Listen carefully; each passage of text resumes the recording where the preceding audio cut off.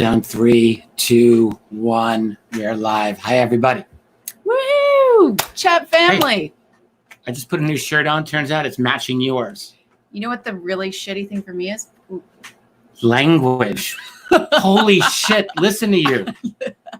Oh, sorry. His is whiter, or it appears whiter than mine. Sometimes I just have to keep up standards. It's just how I am. You understand that? Oh my God. Okay. She looked at me earlier. She's like, "You look like you just woke up." And I was like, "Oh wow. You did just wake up." I never took a shower. I've actually forgot all day long. I've been a slob all day. So I just did brush my hair. So I just want. Well, thank you. Thank you. Everyone, hello. And I just want to make a quick announcement. We have, you can't see it, but we have a little mini air conditioner on right now. So if you can hear the hum in the background, if it's distracting, please do tell us. I will turn it off. Yeah, we always turn it off, and we secretly just like sweat. It's a little rough. We're not going to lie.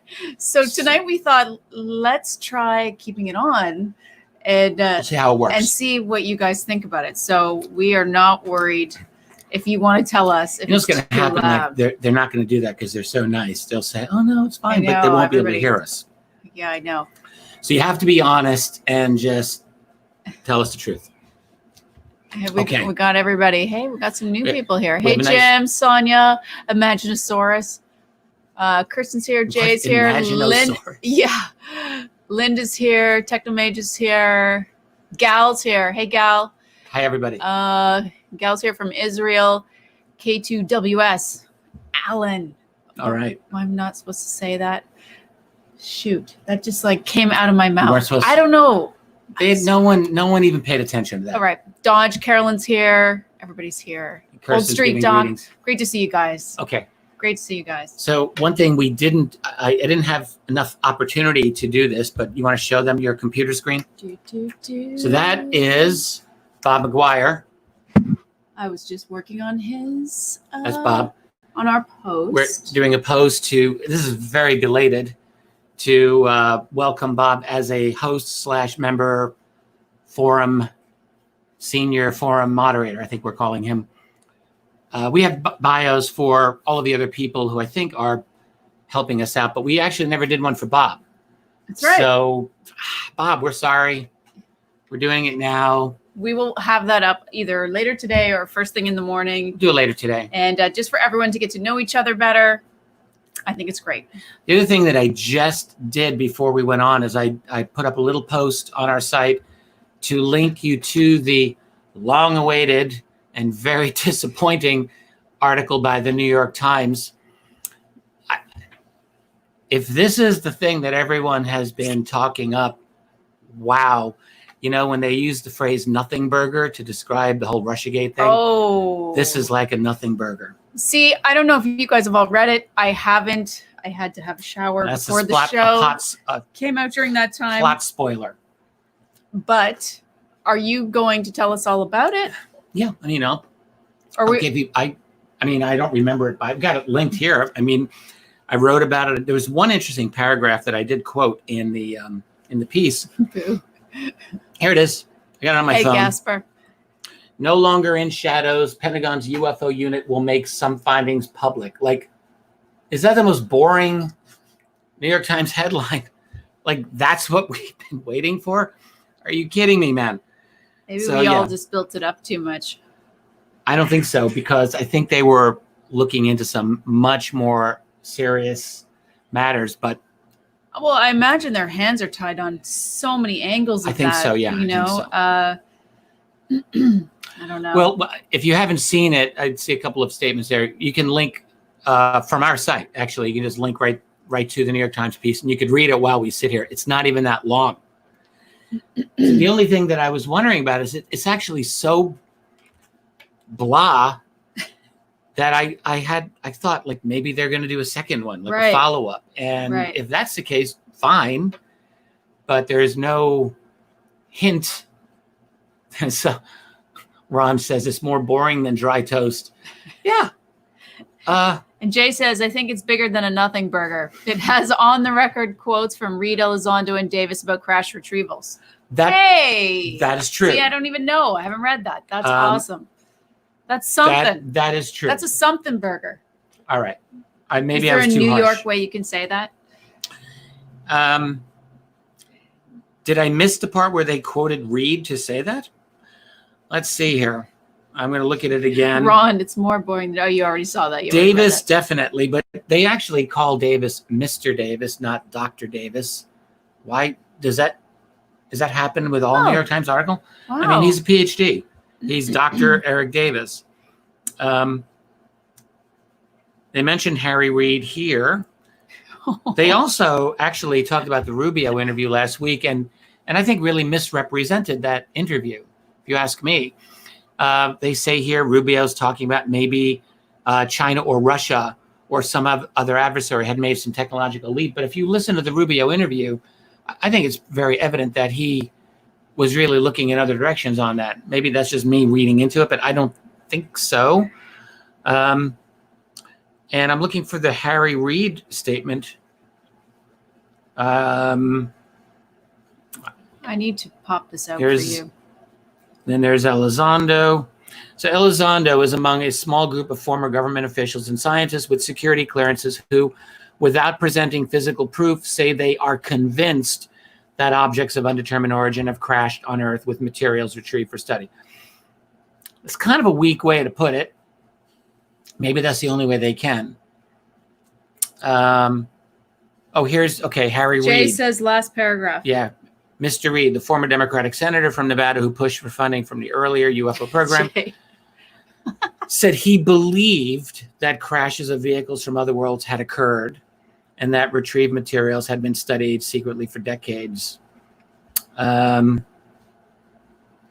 this is a quote from Reid. Okay, Jay's really right here. This is a little more significant. After looking into this, I came to the conclusion that there were reports, some were substantive, some not so substantive, that there were actual materials that the government and the private sector had in their possession.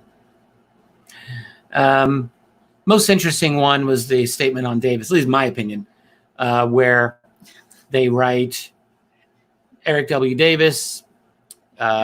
Jay's like, that was big. All right, no, fair enough. Fair enough, sir. He said, now read the last paragraph. Davis said that in some cases, examination of materials had so far failed to determine their source and led him to conclude we couldn't make that ourselves.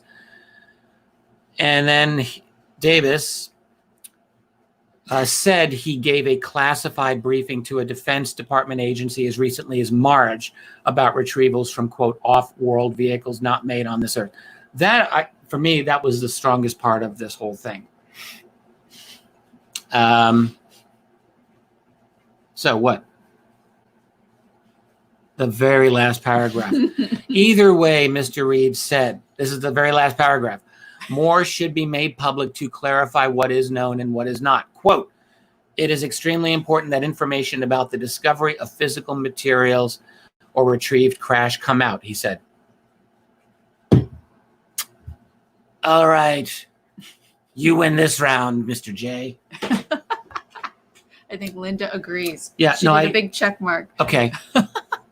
We agree. Honestly. Jim agrees. Yeah, we all agree. We are in agreement. Thank you, Jay. Yeah. He's the sober yin to my raging yang. So that's basically you, but okay. All right. So that's the article. All right. So a little bit better. Maybe I'll amend. 10 gold stars for Jay King. I will amend my piece, actually. In fact, I will. I'll go back at when we're done. And in fact, I really ought to, because the truth is, I found myself twice this last week getting quoted by international media for things that I put on our site. Right. In the UK, we heard about that first from Steve Mera and Jackie That Highway. was the whole Jan Harzan thing. And I was quoted. I was not quoted in a bad way. Can you even believe this? I was not quoted. It was fine that they did that. I just wasn't expecting it. And then Nick, welcome. The whole Marco Rubio video thing in a follow-up article by American Spectator, which I mentioned. Welcome. Yep. They quoted me there, like in an extensive, like one paragraph quote. I have to keep in mind, this is just the beginning, Dolan. Yes, thank you, Kirsten. It's true. Like for me, when I have to be ultra careful. Like anything that I write for public consumption now, Yeah. Or even theoretically for private AMAs, because you never know. Things can get out. I think Jay's right. Let's also remember that there's always follow-up in places like Politico and Newsweek. Dodge agrees. Hey, we have someone here named Chris Carter. I'm going to assume it's not the Chris Carter, creator of the X-Files. Didn't we have this discussion before? You should just say yes. Yeah, I'm buddies with David Duchovny, Gillian Anderson. Yeah, I was saying, I don't know. I was kind of talking underneath you. I was like saying hi to the people, other people, Linda and Marcus, Chris. I wish. Well, Chris says I wish. I wish, yeah. I want to say one more thing about that New York Times King piece. and Rob. I will say, David. I'm still disappointed with the New York Times piece. There's an appropriate level of analysis that they could and should have provided in that article to flesh out some of those quotes. Like, that's a completely legitimate thing that they could have done, and obviously they were not permitted to do that.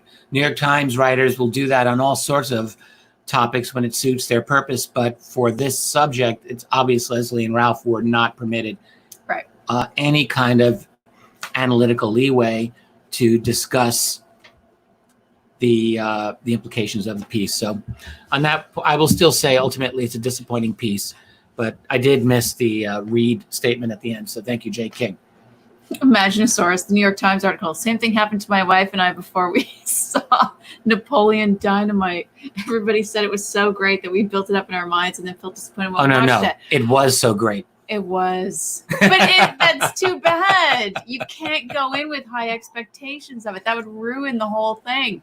You have to go in with not knowing a thing, and then it's funny.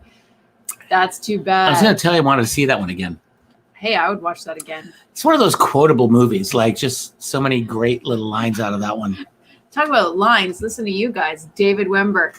Marco Rubio. Yeah. Welcome, Mr. Wenberg. That's right. So, unlike our AMA sessions, like you probably got the idea that it was becoming a little more work than I wanted to do in preparing literally like 50 questions to answer before we came on. Yeah. I mean, it's one thing having homework, but that was actually like grad school research projects in some cases. And I don't mind going back to that at some point. Right. But it was just a lot. So the Hangout is fun. However, having said that, if people have questions I want to toss out, I will absolutely do my best if they want me to, or us, or you to chime in on something. There was something else. Go nuts. Like, absolutely do it. Okay. Well, while you guys pull up your questions. And tell us about the air conditioning if that's making too much noise. Yeah, seriously. That's right. Because I wouldn't mind turning it off. But before we do that, I'm going to quickly go over two things that Kirsten and I discussed. If I can find them. If I cannot, we will go straight into a question. That came out too, that article, but we didn't have time to look at that. The valet reference to Wilson League. That's from Juliana Marinkovic. Yeah. Yeah, I want to find that. I don't have that novel by Valet. That's from, can you? Yep. Stratagem. I only have one Valet novel. I have Fast Walkers, which actually is pretty good for a UFO writer. Most UFO writers are not fiction writers. But Stratagem has a reference, according to Giuliano, I'm sure he's correct, to the Eric Davis notes on Thomas Wilson. So that's worth looking for. And I think Valet wrote that in 2006.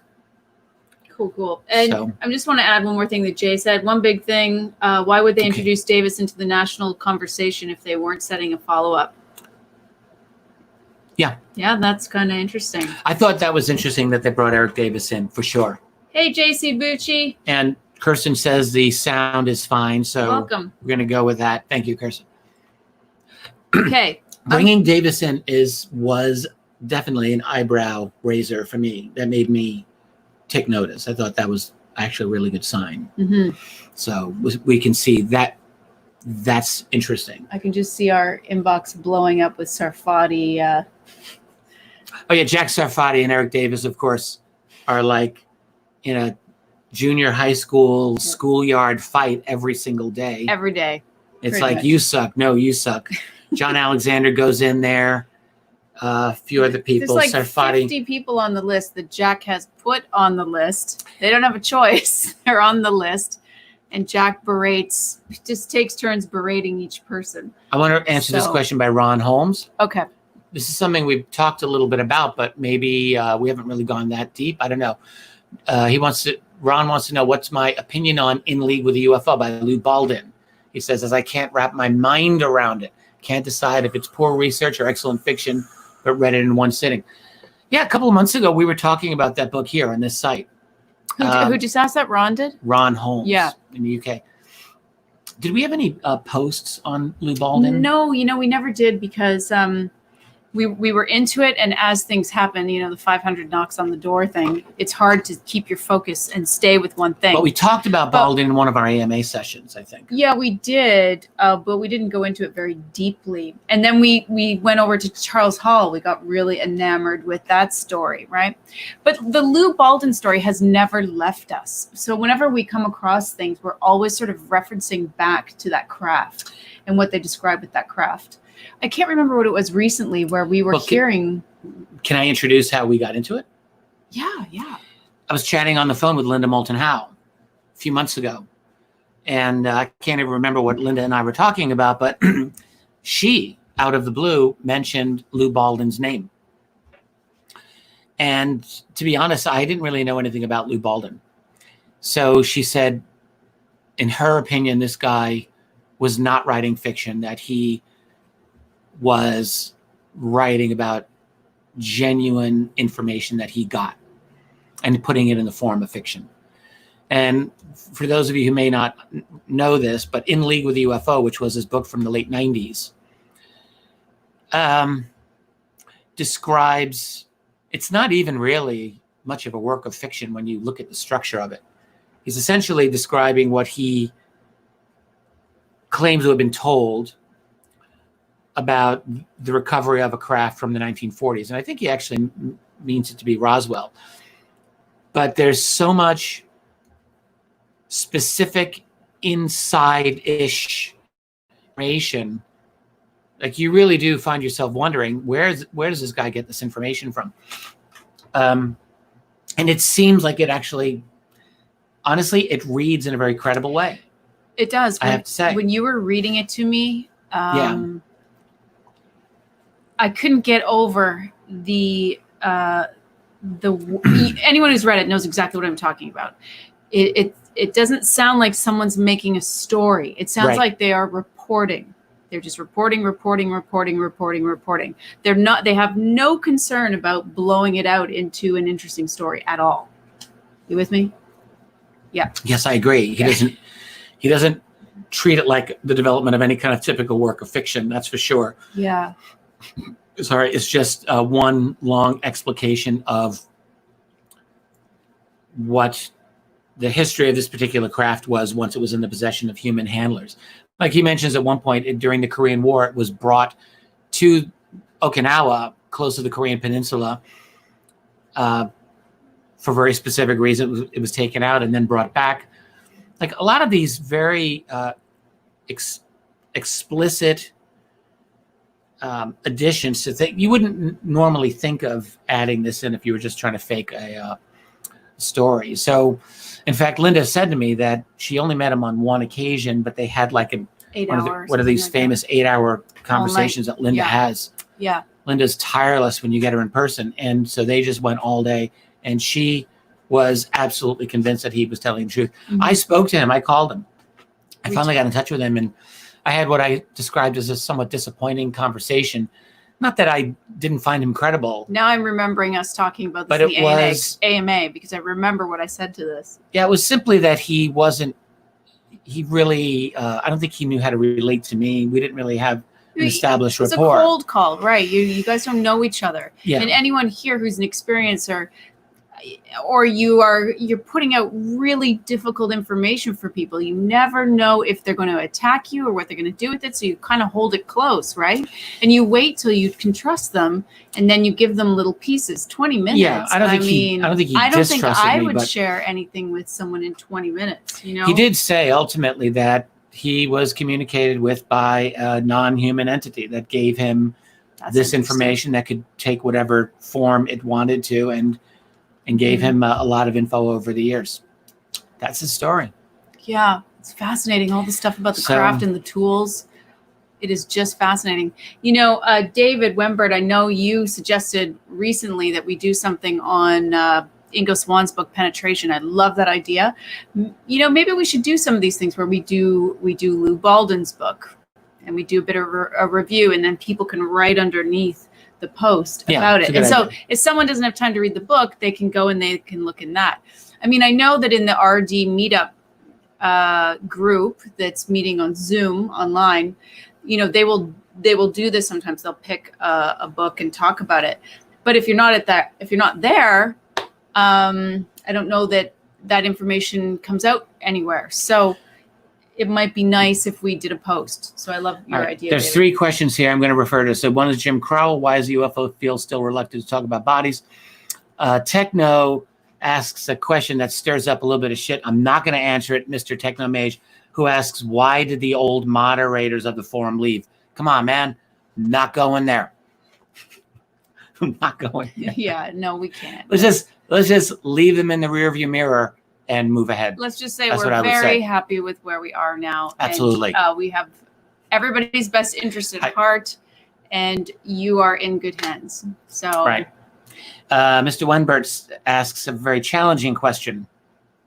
Which sighting, whistleblower, document, encounter, etc., do you believe tells us the most about the aliens' nature, operations, and objectives here?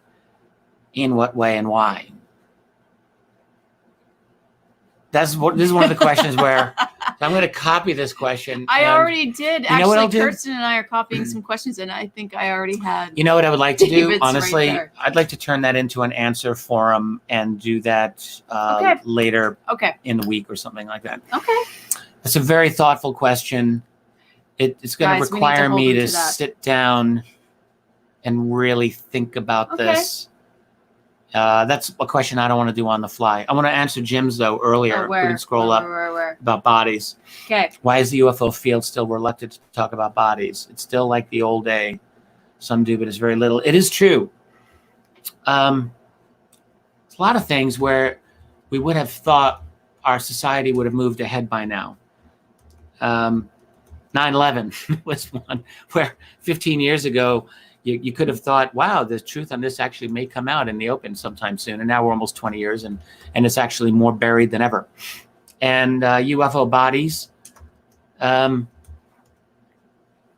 it's really true. There are most researchers are absolutely loath to talk in detail about bodies. I don't know why that is. There's always been a spectrum of belief among UFO researchers.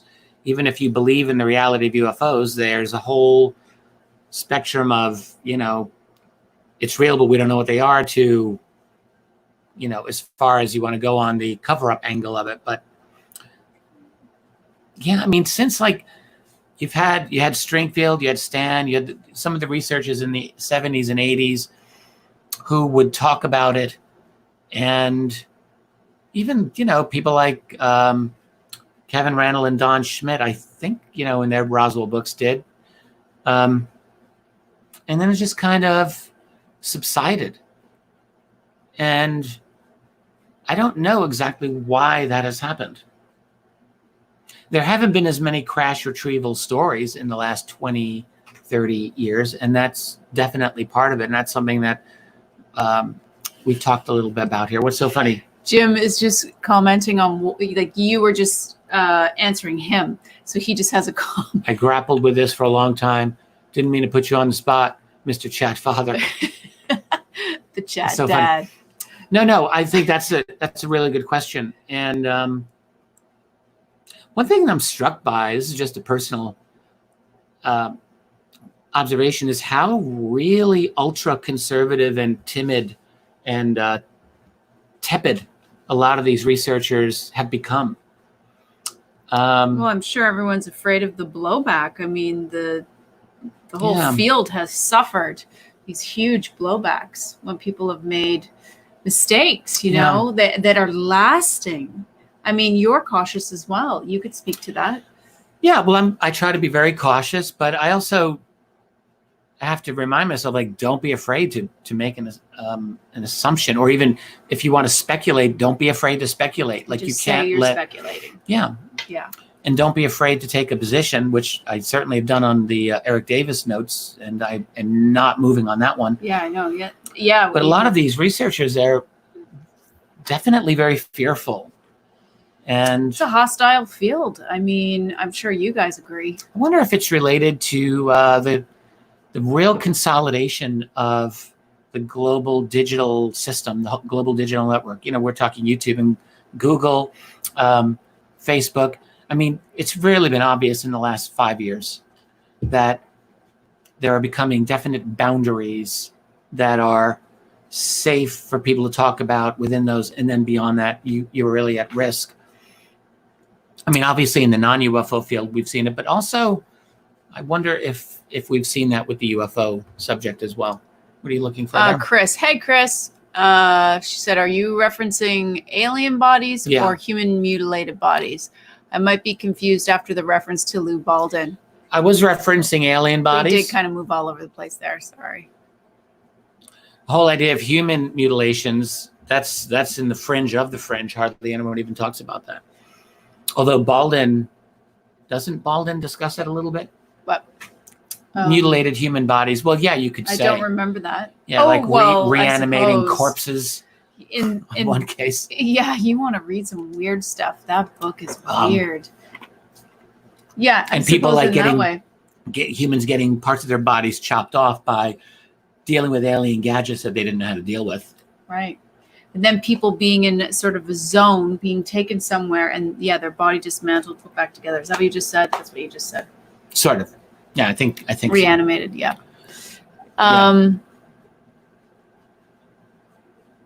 This is the original question was about crash vehicles. It's a lot easier to read here, Well, but the thing is, I'm holding this way back to some of their questions, and this one is current. I see. So this one, they're responding to what you're saying at the bottom. I am way back. I'm going to read another Ron Holmes question just because it's in front of me, and then I'll move on to someone else. Ron asks, is there a reason why the stories of abductions leading to human deaths and mutilations are so rarely discussed? E.g., the cases on Dartmoor, UK. I realize it's unsettling, but can't be ignored. Well, in general, and as far as the details of that one go, I need to revisit that, Ron. I apologize. But there are a few of them, and they are very, very explosive. I'm thinking in the U.S. of the infamous Todd Seas case from 2004 in Pennsylvania, which is a definite leading candidate of human mutilation by a UFO. And getting to the body of Todd Seas is an impossibility. His death seems to be a horrific event. And Peter Davenport of the National UFO Reporting Center actually tried to do some genuine investigation into that, was able to speak with the coroner of the town who had control of Todd Seas' body. And definitely it was obvious that Davenport was not going to be permitted to dive into this case, and that there were very powerful, even federal agencies at work there. So I think it's something that's very, very deeply concealed when it happens, because it's way too terrifying and explosive. That's my guess. Are you looking at something here? Yeah, I was looking at Sonia's question from a while back. She said a question for me that last week Linda Moulton Howe had a guest on. He's a remote viewer, Buddy Bolton. Haven't heard of him. He claimed he remote viewed Mage. Is that how you say it? I forgot. Yeah, the Brazilian. That's how we said it, right? He gave precise details. Is that possible? It's a good question. I mean, it's possible, but it's unusual. Put it that way. With remote viewing, especially if he's operating by himself, I think sometimes, like, for example, if you had someone who's ultra psychic as it is, like Joe McMoneagle, right? Then you might have someone who gets precise details. Like Pat Price, we know, was able to get precise details, right? He was able to track submarines. Look what I brought for him. Chocolate. He can track. He was known to be able to track precise submarine locations all over the world. He was able to locate things that weren't even in the area he was looking for, top secret facilities. He could read the code names on file folders and file cabinets. And actually, Price did his own targets. Yeah. Because he actually walked into Puthoff's office one day and said, yeah, in my spare time, I remote viewed 4 ET bases that are here on planet Earth. Right. The only thing is, I'm surprised. I mean, I feel like we would know about Buddy Bolton's name if that was possible. This is the weird thing about remote viewing. Like, if you do stuff on your own, you can come out and say whatever you want, you know? So, yes, it's possible. I would be cautious when you hear something so detailed like that, unless it was organized and put together by a group. Like Lori Williams, who was trained by Lynn Buchanan, organizes a team, right, based on their strengths, and they pull all this information together. So that makes the most sense to me. That's how it works. But, sometimes you get a Joe McMoneagle, a Pat Price, or someone who's just ultra psychic, and you can get that stuff. So, or Uri Geller. Or if you have someone who goes out of body, or you biolocate. When I tell that story about Orlando, that was such a deep level of engagement for me. I am seeing through the person's eyes. However, I wasn't able to identify exactly where I was. Right. And I only could see out of her eyes for a moment. Otherwise, I was getting fragments of the perceptions, and that is more normal, right? You're getting fragments and you are working to bring them into greater clarity. So I don't know his process, but that's a tricky question. But I think we always have to know that remote viewing is possible, know that these huge psychic hits are possible, but we have to sort of take it with a grain of salt. What you're really saying, is it possible that he did this with precise details? Sounds like you're saying probably not, unless he's like a truly great prodigy. That is what I'm saying. If he's a truly great, and maybe he is. Uri Geller, McMoneagle, Pat Price level. You know, just because we've never heard of him, right. Maybe he is. Maybe he's been working for some agency for a super long time, and he's been honing his abilities, and he is that good. I don't know, right. But it's tough. And anyone who's in here who's training, I know, I can think of one person who is. It's not quite like this. Yeah, it doesn't come in that clear. Yeah. So good answer. It's just I just try to explain as best I can. I want to follow up on this human mute discussion that's going on here. Technomage correctly mentions Don Ecker in this context. Don Ecker is a former editor of UFO magazine. Before Bill Burns had it, Don was running it with his wife Vicki Ecker, who they ran UFO Mag for years, and he was a former police officer who also looked into human mutilations, and he's talked about this. I remember him telling me about it. He made a lot of phone calls, and eventually got back to him from one of his colleagues, like, in no uncertain terms, you are not to be going into this. Is a no-go area, essentially, human mutilations. It was a huge, just like big stop sign, and he got the message: "Thou shalt not investigate human mutilations." Really? Yeah, that was Ecker. So. Oh, wow. Yeah. So I just want to take us back a little bit here, because I see you guys are all talking about Rogan. And Sherry, I saw a name. I've scrolled away. I don't know that person that you were just talking about. You guys were all talking about Nap on Rogan. I'm just trying to see we saw where clips of that. started. That was interesting. We were watching the short clips. I Right. love watching Nap. I love his presence Right. on the show. He's So cool. I saw, I don't know, maybe 30 minutes of George Knapp on with Jeremy Corbell on Rogan's show. And I thought it was very good that he did that. I love the way he was dealing with Bob Lazar. I don't know about you guys, but I thought that was really great. We did not see the Skinwalker part. I didn't know, but I'm glad that Knapp discredited the Annie Jacobson account of Roswell. Oh, I didn't see that. being Soviet. Yeah. Didn't see That was part. that was silly. And so that's good that he did that. Very good. Technomage, the chat mother. Okay, sorry. There's actually a lot of good questions here. I'm going to dive in. Oh, yeah. So, Carolyn was just saying a lot of the human mutilations back to that are in the UK. And then I don't think I quite realized that. So that's I didn't interesting to either. look into. Marcus Town and Country asks about missing 411, David Paulides' work being linked to human disappearances. Paulides just has dropped off the end of the earth from my point of view, but I have spoken with David in the past, and I definitely got out of him, this is 5 years ago probably, an acknowledgement that the ET/UFO phenomenon could very, very well be related to the missing human disappearances. So I think he is open to that. I am definitely open to that. I think that there is, I think Paulides' work is quite important, and I think is probably related to the things that we study here in the UFO field. Now, what he hasn't done, and maybe it's not possible for him to do, is to see if there are UFO connections to these missing 411 cases. I mean, most of these people, they disappear, they're alone.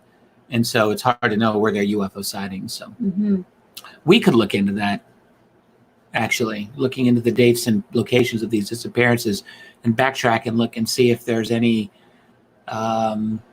particularly for the last 30 years or so. We've got the New Fork database, we've got the MUFON database. We actually can look into those. Question you're looking at here? K2WS, that one. Abduction story on Netflix, episode 5 of Unexplained Mysteries. Did we see it? No. No. Was it good? Don't know. You have to tell us a little bit about it. I don't know what that is.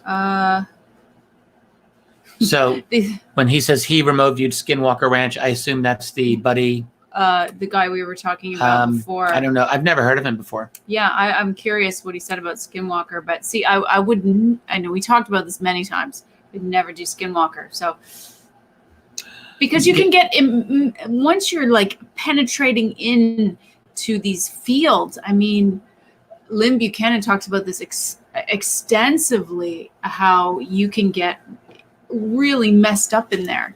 And for me, where it appears that I shared consciousness with someone in that Orlando story, I mean, it frightens me that could happen with some entity that's been associated with Skinwalker and the terrible things that have happened there. But he did it. So just to wrap up with George Knapp on Rogan, it was very good that he was there, and they had some interesting things to talk about with Lazar. Greg saying about Jeremy.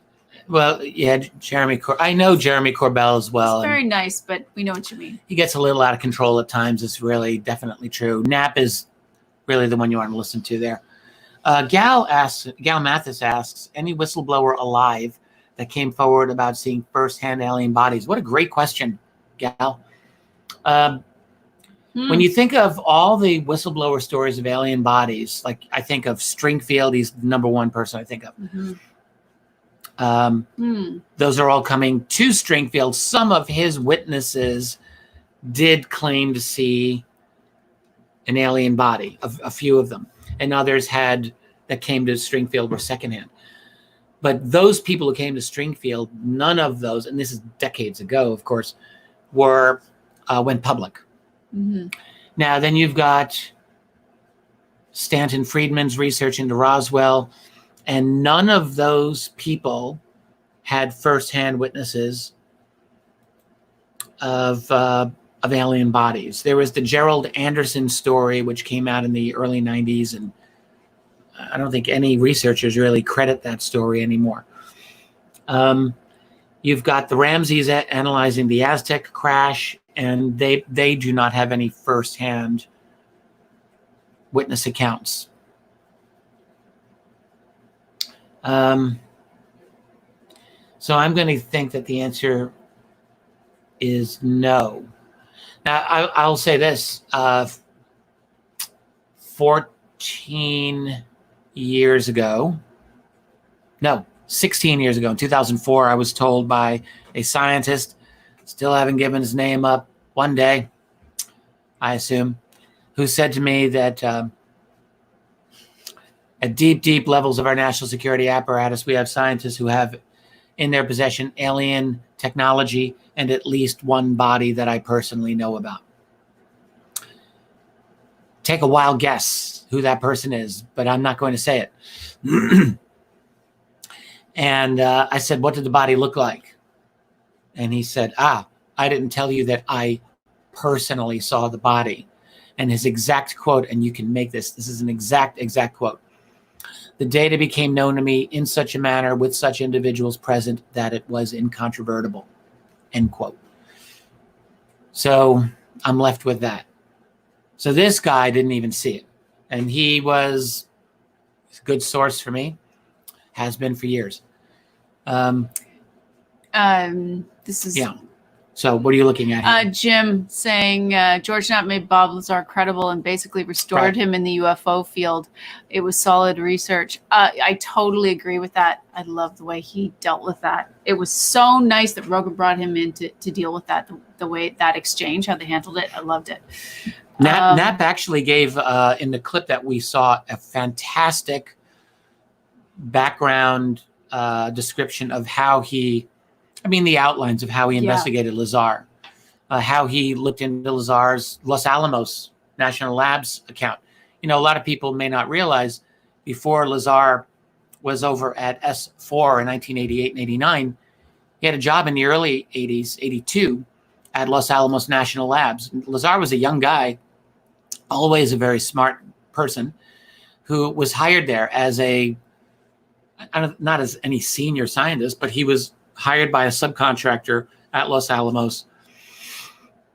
I had said this to Knapp previously, and the Los Alamos connection is important because that's how Lazar met Dr. Edward Teller. And it was through Teller that Lazar got his position at S4.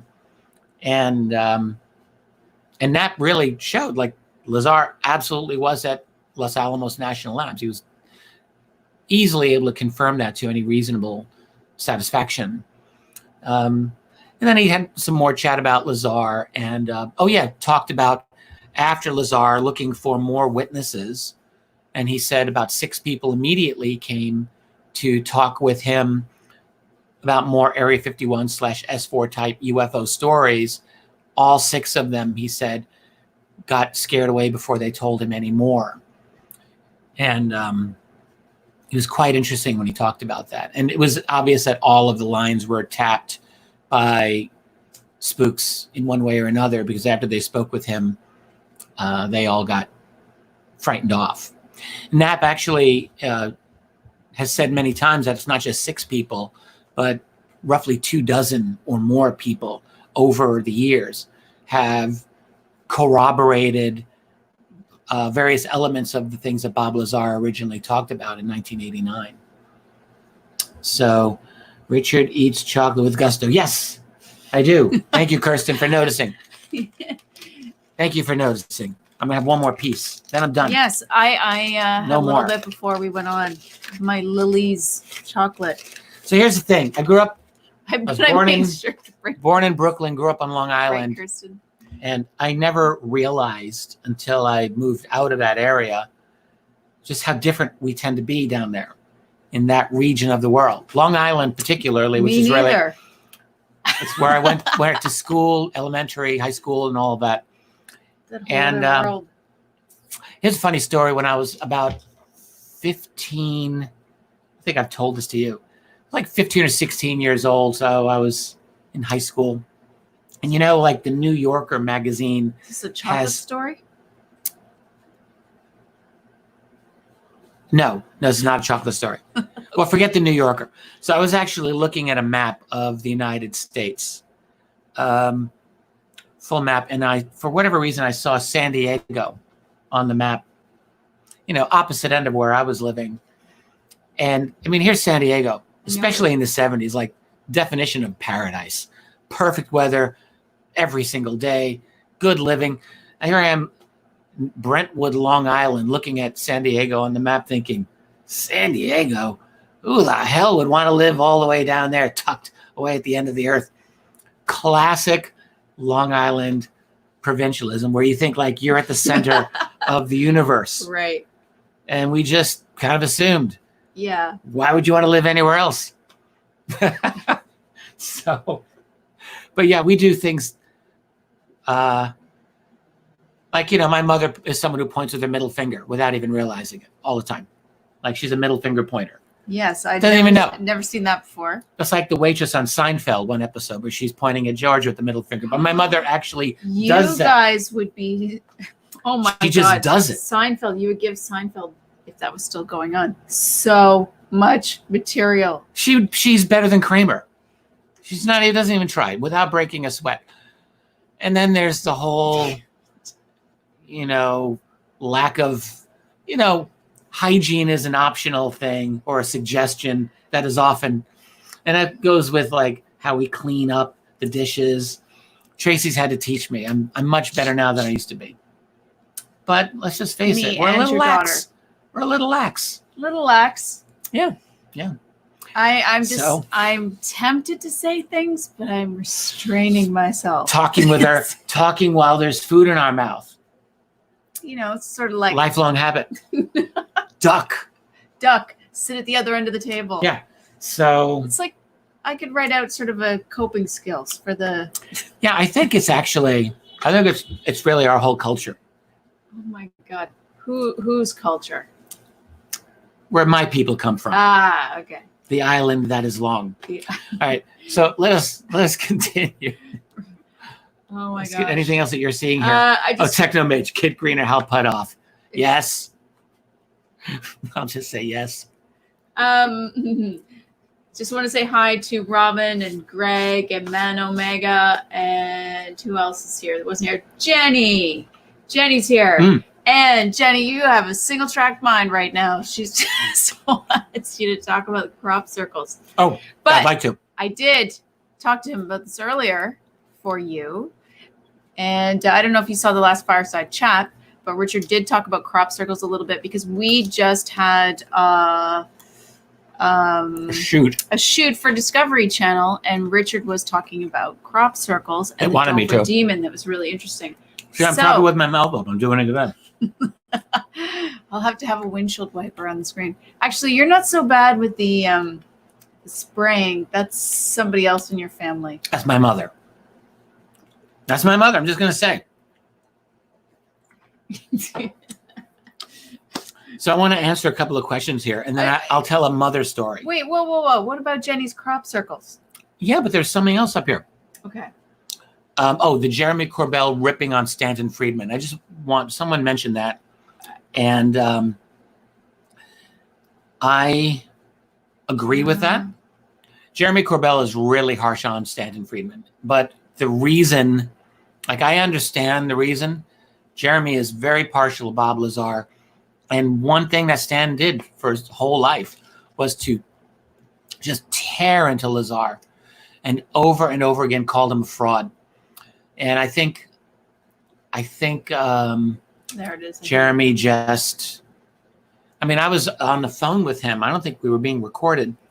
And he just went out on Stan. And it took me back a little bit. Like I'd never heard anyone just go that severely into Stanton Friedman the way Jeremy did. And I don't agree with that. But that's the reason. It's because of Stan's unremitting hostility to the Bob Lazar story, Bob's credibility. You want some of this chocolate?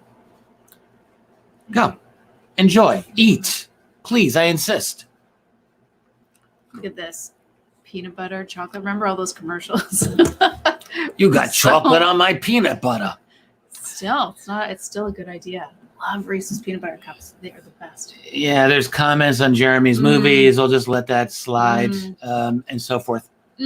Knapp's discussion on UFOs and nukes was impeccable, according to Greg. We haven't seen that part, so I would like to. I'll have to go back to it. Knapp is so good. I'm sure Rogan gets a lot of grief from all of his friends. I catch little bits and pieces of that some in different places, but why? For covering UFOs? Yeah, so I think it's really, especially Lazar, right? So I think it's awesome that he Things are had really George on. things are changing more and more in our culture. Like you really can see this happening a lot. And we have moved such a long distance in less than 3 years on this subject. It's shocking to me.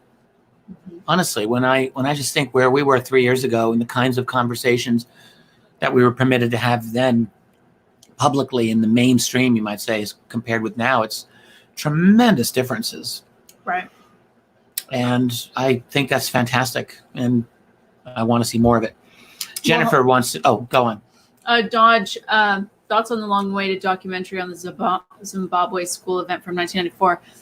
That has been ready forever. We should reach out to Randall and see what's going on. Randall Nickerson is the creator of that. I don't have any idea where he is with that. But None. You know what? It will be worth the wait whenever it comes out anyhow. It will be worth the wait. You probably know I did an interview with Randy on the Richard Olin show over a year ago, maybe 2 years ago. And it was a pretty good interview. Like, it wasn't a great interview, to be honest, but it was good enough. We got the story out there. And I think he's done. Isn't he done? It's been done for a year. So when is that going to come out? And what will it take to get that thing out? I don't know what the delay I think, is. I guess when you're done a movie, you're looking at distribution, but Right. it was hinted to me by somebody who knows that some very big people were getting interested after it was made. Okay. So I have a feeling they might be doing even a higher upgrade on it with some of these big people. Okay, good. So let's We'll hope see. because it will have a bigger. I know that he spent 10 years making this and a lot of it by himself. So he just wants, when this comes out, he just wants it to be, so top notch. So I know from everything he said to us, he is holding out to do that the best way that he can. So if there's a reason he's holding out, I feel confident it's a good reason, Fine. There's a crop circle question. There's a question if I think I've ever been abducted as a child. How about we do crop circles? There you go, Jenny. Or abducted as a child. Jenny. Let's do Jenny. We were doing Jenny's before. Okay. Hey, Jenny. So you wanted to know about crop circle. Now, didn't Jenny ask about a specific crop circle formation from this year in the UK? Yeah, there was a lot going on in the UK this year. Okay, so I haven't followed that, so forgive me. But actually, I want to ask all of you a question about this. So I am interested in crop circles, yes, and I do think that there are some formations that actually defy any kind of logic and defy anything that the circle makers could do. Kirsten says, Kurt eats with gusto and talks and eat with gusto. He's from Long Island. Absolutely. The thing about crop circles that I would like for someone to resolve for me is the question of the blasted nodes. And what I mean by that is particularly during the 1980s and I think into the 90s, there were studies done by the deceased chemist W.C. Levengood, who used to work pretty closely with Linda Moulton Howe. But Levengood studied the stalks that were inside crop circles under a microscope and noted that the nodes, that's like the knuckles of the stalk, right? That some of them had a tendency to be kind of blasted out, and that's where the stalk would bend. And I think this is how I'm remembering it. And so when he's looking at it thinking, what is that? And tried to duplicate that effect on those nodes. And is something funny? You're smiling. I'm sorry. Okay. I'm sorry. Jay's comment. Members only. Richard interviews mom petition. I should. I'm secretly record our I mean, conversations. I know about the notes, but I couldn't get that out of my head. I'm sorry. So the thing is, just one thing at a time here. So Levengood tried to create that effect on the nodes, and the only way he was able to do it, I think, was some kind of microwave radiation that was directed at the nodes. that I suppose what that would do is heat up the moisture inside the stalk, and the node being the weakest part of the wheat or the stalk, it would blast out there and it would cause the stalk to flop over. Now, if that is true, that's super interesting. And the question is it true? You have skeptics like Joe Nickel back in the 90s trashing Levengood's work, saying, well, it's never been replicated. He called it pseudoscience or whatever. But the fact is, if it's not been replicated, that's one thing. The real thing you want to know is, has it been debunked? And I don't know where we are at with the whole crop circle scientific analysis. Like when you go to horrible sources like Wikipedia, yeah, they will say, well, all that whole argument's been debunked as pseudoscience. But like, has it been? That's really the question. Have crop circles truly been? I mean, it's obvious that there are very excellent circle makers. We all know this. Everyone knows who Matt Williams is if you follow crop circles. And I know that there are other very good crop circle makers. So it's not true to say that humans can't do these. But for example, there was the Julius set from 1996, July, I think, of 96, that, if I'm not mistaken, isn't that the one that came out in the middle of the afternoon? It's like 900 feet,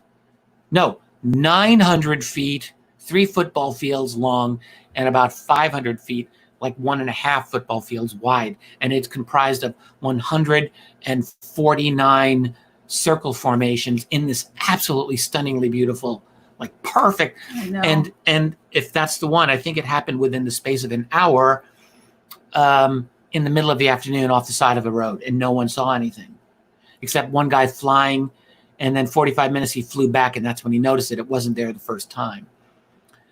And then you've got the 1991 Mandelbrot formation. That's an amazing one, and it was shortly after that one that the famous Doug and Dave, the old retirees, said, "No, we've been doing them all." But like the Mandelbrot formation in 91 blew people away. And, I mean, so there's things about this that I've never been inside a crop circle formation. And so I would love to be able to see them, but I find them interesting. And so if someone has any up-to-date information on the science where Levengood left off, I would be very interested to know. So I'm seeing some statements. Yeah, I agree with you, Jenny. They are so perfect and intricate. I don't know. And then when you look into some of the other details, like it's very obvious that they're not all pressed down with a plank of wood, by the way. Some of them are several inches or a foot or more above the ground, and then they're bent over like that. How do you do that? And then there's been these very like ultra delicate feathered weave formations that have been in there. And it's like a very like wide range of techniques and a high level of artistic excellence, like super high level. Mm-hmm. And it's not, again, that humans can't do it, but with the speed, and particularly in the pre-GPS, pre-laser pointer days, where you don't really have, back in the 90s, I don't think they had that technology available to them, where like today, it's easier to be ultra precise. Mm-hmm. But I don't think that was the case in the 90s. And some of those are just extraordinary. So, Jenny, it'll be cool to see your pictures if you're going to one next week. Hey, husband. May I help you? Yes. I feel like I'm inside a refrigerator. Would it be possible to turn that down just a smidge? Okay, thank you. Done. Okay. How's that for service? All right. Now I want to ask Ron Holmes' question about this is. Hey, just want to say welcome to Brian, and Mark H is here. Welcome, you guys. Mark H, Brian. I think I've got everybody. So Ron's is getting his third question in. Chat husband. Ron Holmes, UK, says, Dolan's, do you think it's possible to realize much later in life that you may have been abducted as a child? Some of the things I'm learning now, he says, resonate deeply with my childhood, and it's unnerving. It's a good question. I think so. You think what, about me or about you? No, I just mean in general. I think it's possible for the subconscious mind to begin to let these things emerge when you're in a place of being ready. You know, you'll hear these things. It won't mean anything to you most of your life, even if you did. But at a certain stage, I do believe that psychologically this could emerge and this could happen. So that's just my own opinion. There was an event that happened to me, and I didn't remember it until Motorcycles. I had been going to UFO conferences for a while. The one with the hooded being. Mm. I didn't remember that forever, and so my mind never brought that back to me until I was at the conferences and people were saying, "Have you ever had things happen?" And my answers then, it's so funny that like it was nowhere to be found. But the amazing thing about that one is I had someone else who was there. So Right. when I remembered and I said it to her, you know, we were able to sort of compare notes on this. So we know that the mind can do these things to protect you. I think that's why it happens, right? It does this to protect you. So that's just my opinion. I think in relation to myself, and I have no way to know if I can answer that or not. I don't know. I don't have any, unlike you had a vague memory to latch onto. Once something jogged it. Right. It didn't just emerge on its own. And I think that's what you're saying, right? Well, maybe that'll happen to me. I don't know of anything offhand right now that would do that for me. But I think this is how a lot of people end up getting regressions. I remember a long time ago reading something of Dolores Cannon's where I think she was talking about the different types of people that were coming to her. And some of them had a feeling about something or a nagging feeling, or every time they saw this particular thing, like, you know, something starts to come up in you and you can't let it go. Or there's a dream that you don't believe was a dream, or, you know, so anyhow. Bud Hopkins, I learned this secondhand from a mutual friend between Bud and me.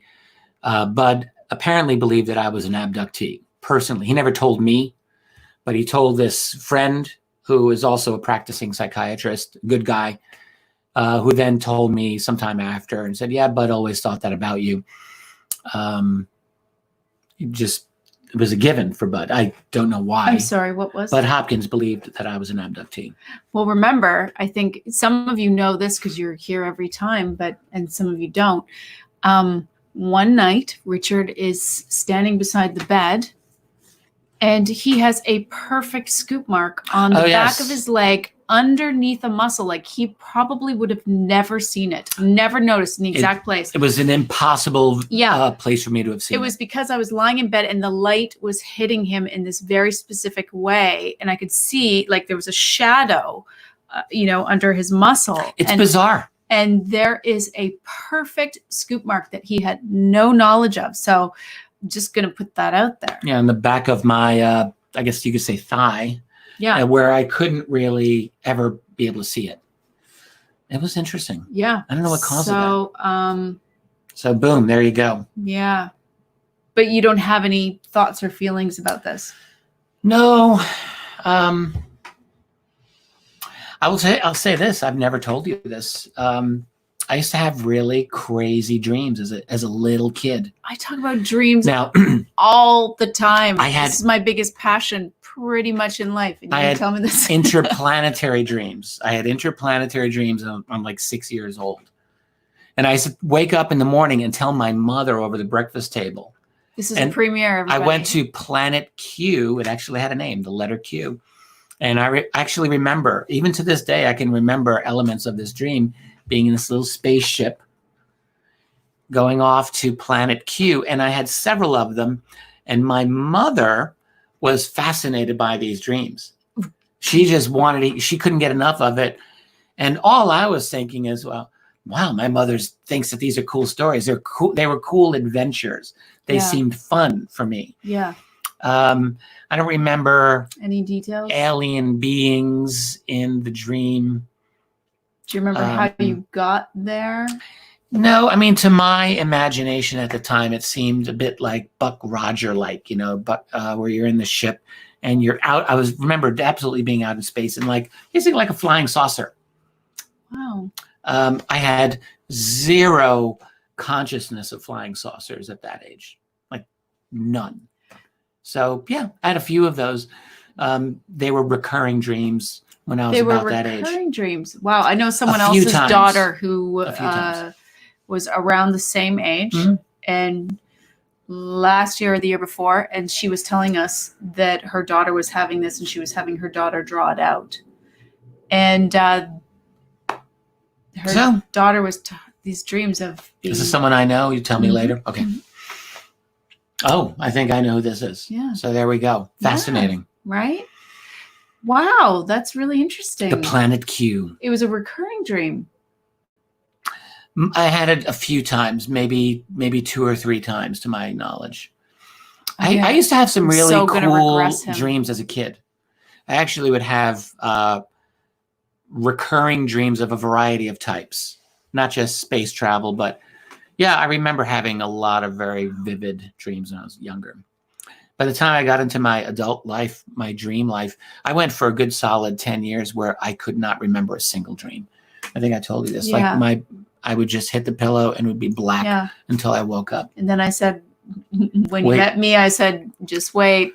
Yeah, I'm actually better at remembering dreams again. Your dreams are going to come back. Yeah, I do. I'm not as vivid as yours, but so Yeah, there you but go. some of them are.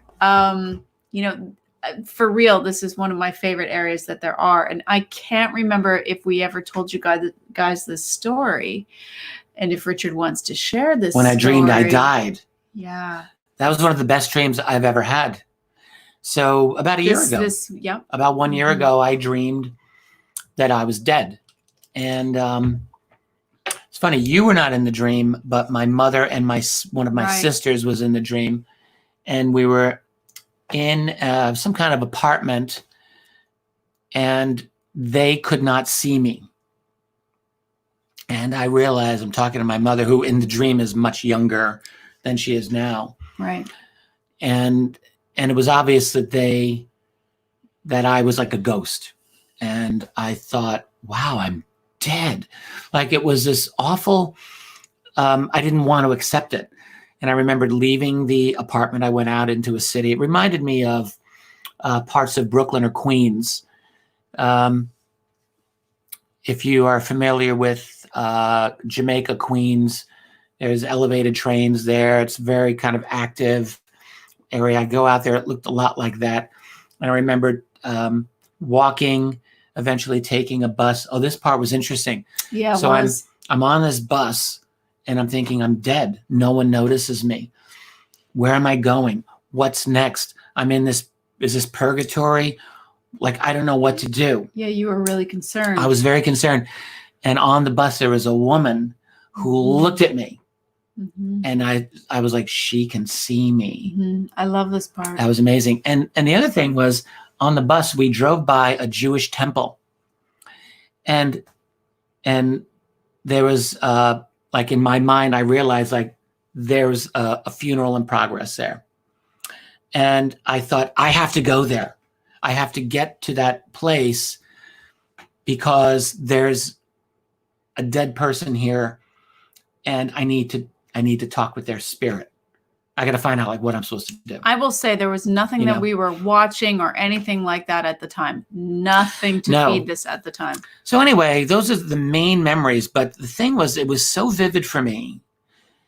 And when I woke up, I felt like Ebenezer Scrooge after his 3 visitations. I remember what you were like when you woke up that morning. Like no other morning. Like when you... Right. I actually was amazed that I was alive. Yeah. I felt so good. It was like Jimmy Stewart and It's a Wonderful Life. It was like the end of that where you realize, wow, I've got this amazing life here. And so it was very powerful for me. It was like it reinforced for me like how lucky we all are. Like as awful as life can sometimes seem to you and as difficult as things are, like you've got your life. And it's precious. And it's never really gone away from me, that feeling that Yeah. like, it's like you have a second chance. Yeah. And some, I mean, it's kind of, I've forgotten a lot of it, but I'm glad you reminded me, because it really is, it's a wonderful feeling to know, like, I felt like I was dead and I'm not. Mm-hmm. So I remember when he woke up, he wasn't elated right away. There was sort of a transition time where he was sort of trying to make sense of what just happened. Like, he was so surprised he was alive. yeah. So, Yeah, I was so surprised I was. that he was alive. Yeah, it was amazing. Yeah. So those are the main elements of that. So should we answer any more questions? Yeah. But okay, hold on. Sonia, that's crazy. After I watched the seating the same night, I had a dream. Marcus corrected me. I said temple. He says synagogue. It's funny. I mean, not Jewish. Having grown up on Long Island, I had many, many Jewish friends my whole life, of course. But yes, my terminology is still lacking. That's probably true. So anything else we see here? Well, I was in the middle of reading Sonia's. Oh, so sorry. She said, after I watched the seating the same night, I had a dream that I was pregnant with a hybrid alien child. It was so weird. Yeah. Dreams are amazing to me. Absolutely amazing. I love and I study them all the time. And I work to go deeper and deeper into them. It's sort of an absolute passion for me. I have a question here from Don Benker. Sorry, Don. Says, Richard, not sure if you saw my question a while back, but what is your take on Mark McCandlish and his claims on 0-point energy and the flux liner? I found it to be an interesting story. Yeah, thank you for asking that question. I support Mark McCandlish's story, and to me, I've never gotten any red flags in any of the times that I've looked at this. So McCandlish told this story, as far as I know, earliest possibly to Dr. Stephen Greer back roughly 20 years ago, when Greer put together a book called Disclosure. It's a really good book. It's actually the best book Greer ever published, in my opinion. He got a lot of testimony from a variety of people, including McCandlish. McCandlish talked about a story from 1988. I've talked about this many times. I'll give a short version here. And he was invited to go to an air show or he was planning to go to an air show with a friend of his, Brad Sorensen. And I can't remember who had the invitation, Sorensen or McCandlish, or how they just decided they were going to go. I think they were just going to go. McCandlish, however, had a writing deadline. He's an illustrator, and he had to work, and he couldn't do the air show. Sorensen went. Turns out Sorensen was, I think maybe is still, an executive in the aviation/aerospace field, and went with a very powerful government person who was, I think, a friend of the family. And this powerful person got him. They took a helicopter. They went to Lockheed, one of their fields there, into a place called the Big Hangar, and there were all these guys guarding it with M16s. The executive said, "Whoa, I didn't realize it'd be this tight. Don't say anything. I'll get you in." They go in, and it's a huge hangar divided by a curtain. On one side of the curtain are displays of highly advanced aircraft that had lost bids for being built, but that were fascinating anyway. And then on the other side of the curtain, where Sorensen went, was a 4-star general at a podium speaking, and I think it was 4 stars, and there were 3 hovering flying saucers. And Sorensen said, I looked to see if they were suspended by ropes or cables, and there was nothing suspending them. They were just hovering. He described them as baby bear, mama bear, and papa bear by size, and gave McCandlish a very good description. McCandlish drew a sketch of that, which is, you could find it everywhere on the web. Look for ARV sketch, alien reproduction vehicle, also known as the flux liner.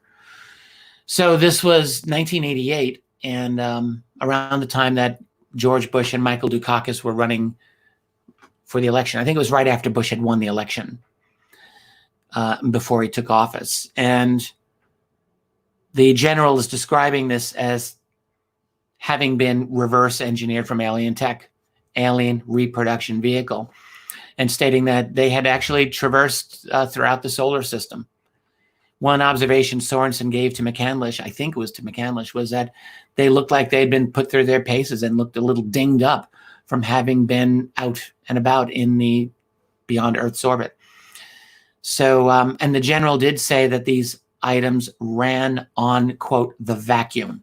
That's what Sorensen remembered. And so the vacuum is another phrase for zero-point energy, which, by the way, the very first scientific paper on zero-point energy that I believe that I think came out, maybe I'm wrong, it was by Hal Puthoff from 1 year later, from 1989, zero-point energy, also known as the vacuum. If that's incorrect, would someone please correct me? But I think Puthoff wrote the first scientific paper on it in 1989. So the idea being that the flux liner runs on some form of zero-point energy extraction. And there you go. And that actually feeds into the Bob Lazar story in a way, in a weird way. What was I talking to about this recently? The old theory given to me by the late Gordon Novell, who was all over this story. Gordon himself, I know, interviewed Brad Sorensen, and Gordon's dead now. Gordon knew Hal Puthoff very well. He knew all that crowd. He knew the whole Bigelow crowd very well. And Gordon was obsessed with trying to find a way to reverse engineer the ARV. And I don't know why I brought up Gordon just now. He was, actually Noel says it was at Norton Air Force Base. I think that's incorrect. It was originally stated to be Norton Air Force Base, but I think it was not at Norton. Hey, Noel. Didn't see you here before. I originally wrote Norton Air Force Base in my second volume of UFOs, National Security State. And some of the insiders there corrected me on that. But it was originally written as Norton for Greer's book Disclosure. I think that's why. Anyway, I don't remember why I mentioned Gordon Novell in the context of all of this, but there was a reason. So I'm not sure. Okay. We've got some other people here. Hey, Worsley. I think Bob is here. Welcome, Bob. Mr. McGuire, hello, sir. Bob, Yep. You missed the very beginning was about you. We had a nice picture of you, Bob. We're going to put up a nice little bio of you, whether you like it or not, sir, under the About Us page. When we everyone say else has hi, got Bob, one. does everyone take Take a a drink. Let's do it. Hi, Drink. Bob. Drink. There we have it. So yeah, to catch everyone up who's just coming in late, we already talked about the New York Times piece. I was corrected by the Honorable Jay King, who pointed out that, yes, there was a bit more in the article than I was giving credit for. I actually will update that when we're done here. Great. And then we talked about a few other things, crop circles, Lou Baldwin, I don't know, what else? Everything else. Lazar, Knapp, Rogan. Yep. Okay. Crop circles, I mentioned that. Anything else we have here? You know what? I want to take a second to give a couple of announcements. I wanted to have those queued up, and I did. I had them a long time Mark has a good ago. question here. All right, you do it. I've got them now. They're ready to go. So. Okay. Oh, well, got actually, there? just finishing up on FlexLiner, Ron just says, Okay. I love how basic and entirely achievable the FlexLiner design is if you had the power supply. It's much less complicated than a fighter jet. Yeah, in fact, I talked a lot with Michael Schratt about this. Michael knows a great deal. Michael probably knows as much about this as anyone in our field. And I think Michael would agree with that. He basically said, look, the tech to build this is essentially 1960s NASA technology, frankly, but with maybe it's the power plant or whatever, that is really the unique thing about it. And now Mark H. just writes, and this is we've all been wondering this. He says, after the recent breakdown of the fabric of society over a tragic murder of a citizen by a police officer, do you think we are ready for the profound effect that disclosure would bring. We all wonder this. Mm-hmm. Got to. I think disclosure could be a really helpful thing, actually. I mean, I think it could be a good thing ultimately. I think because it's so far outside the things that we're used to talking about. I mean, we're at a point in our society where you've got the left and the right at each other's throats, and neither side really wants to listen to the other. And the whole UFO, ET, alien, whatever is so outside that you just wonder, is it enough to cause people to look at things a little differently? Maybe not. Maybe we're hopeless. Maybe we are hopeless. But I've wondered for years and years, like, what would it take?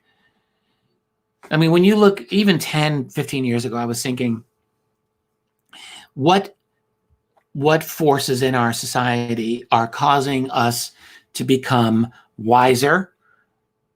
The answer is none. What forces in our society are causing us to become healthier? None. Causing us to be more considerate, and like there's nothing in academia, there's nothing in the news journalism, there's nothing in our entertainment culture. Like everything becomes more and more trivialized. So there are no forces in our civilization, it seems to me, that are elevating us. I can't see any. And we're just going deeper and deeper into lies that just get buried. You know, I mentioned 9/11 earlier. 9/11, we're almost at the 19-year anniversary, and it's just gotten buried. It's like people have just given up on getting to the truth of that, it seems to me. So what are the forces that could jar things into a positive direction? And there's not much. Like 15 years ago, I would think, well, 9/11 might be one. Getting the truth on 9/11 would be one thing that might just shock the world into this different place. Well, that hasn't happened. But could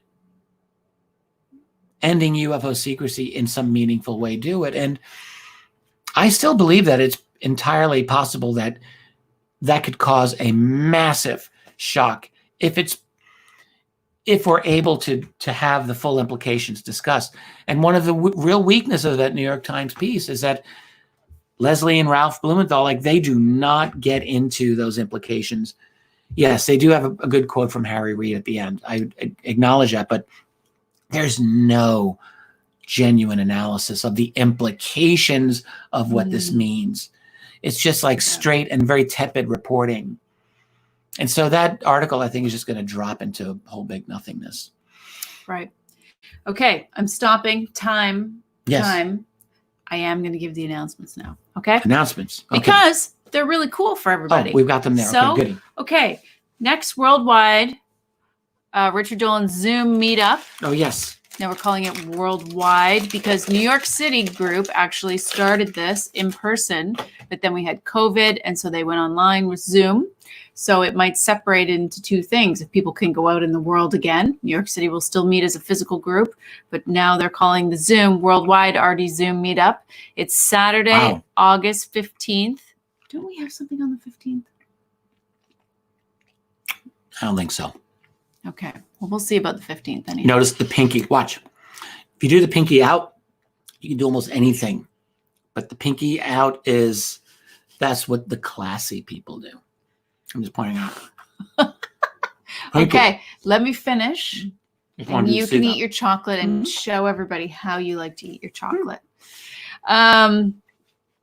Yes. So the meetup is Saturday, August 15th at noon Eastern. And I just explained the rest of it. So you can sign up for that. I think if you guys want to just address this, Jay and Sherry and Kirsten, do they just email you guys? Oh, they have a guest for the Zoom this time too. Oh, I may know who that is, I think. Oh, you're saying who it is. Oh, who is it? Dr. Sean Esborn Hargens. Ooh. Cool. Okay. So you guys, what we'll do is we'll post an announcement about this, and people will be able to ask questions underneath. But okay, so email me, Kirsten is saying. So if anybody wants to be a part of the Zoom, she is about to type Okay. where to email her. That's fantastic. Okay. Second thing, this is really exciting. We've been talking about this with the hosts and with Bob. And we have wanted for a long time to do something for experiencers. So we are going to be having the first ever Experiencer Zoom RD meetup. Also worldwide, it will be this Saturday, August 8th. The time has not been disclosed yet. It hasn't been determined. They're going to work on a post that will explain the format, how many people they will be able to take, and this kind of thing. So it's going to be a confidential group that can get together and talk about experiences. So I'm excited about that. I am too.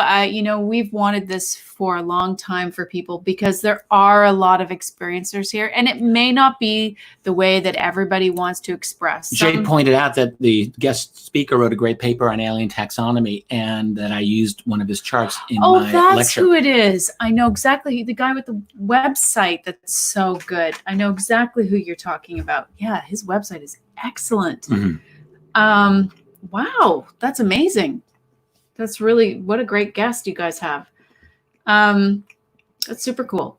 Okay, so anyhow, we have the experiencer, and this will be something that will be ongoing. We're all going to be working on how we might change it. So when we try it for the first time, we'll get feedback and we'll work it out, what works better. I mean, experiencer stuff it's important and it's kind of sensitive. So we will work through that as a group, but you can talk to Jay and Kirsten and Sherry and Bob about that, but mostly Jay, Kirsten, and Sherry. Jay mentions that the guest speaker is a member of our site. He is? I think so. He says he's an RDM member, so that's super cool. Okay, we're gonna have to talk to you about that after. I feel bad. I don't think I got his permission not realize to use that. those images. So oh my gosh. I assume hopefully he's not mad at me about that. I will definitely want to thank him for that. I didn't. Okay, so Jay's saying that the experiencer one on August 8th is probably going to be at noon. So that's what they're thinking right now. Okay. Yes, Good. I definitely agree. It's needed, and we have some big experiencers in our group. And just so you guys all know, Chris Bledsoe is a member. Yeah. And he hasn't really been around that much, but we are going to encourage him if he wants to get in there and chat with all of us and with you guys. In addition to the normal brilliant people who are the members of our site and who are here with us today, we actually have, we are trying to bring in like as many good, higher profile people into our site as we're able to. Yeah. So just so people know, Danny Silva is now a member. And Joe Mergia, UFO Joe, we're getting him in. He will be a member next as well. day or two. We already had Gary McKinnon. Gary McKinnon is a member. Chris Bledsoe. Who else? We have some other people. I don't know if we can say who they are. But they're people you guys would like to be in here. And they contribute, they contribute, So, and if they say who they are, that's cool. But I just think it's a nice thing to bring some of those folks. Like they wouldn't ordinarily come in, but I think it helps us and it helps our community by just saying, come and hang out. Want to talk with some of the folks in the forum or whatever. Philip Lavelle is a member as well. Who we did the JFK interviews with. Mm-hmm. I mean, my God, Philip spent 7-8 hours with me talking about the details of JFK like he earned it. Right. Hal and Kit are not members, Greg. No, they are not that we know of, unless they're under an alias. We should. Stephen Greer, right. Hey, what if we gave Kit Green or Hal Putoff a membership? Just as like, hey, come on in. Or Chris Mellon. Chris Mellon.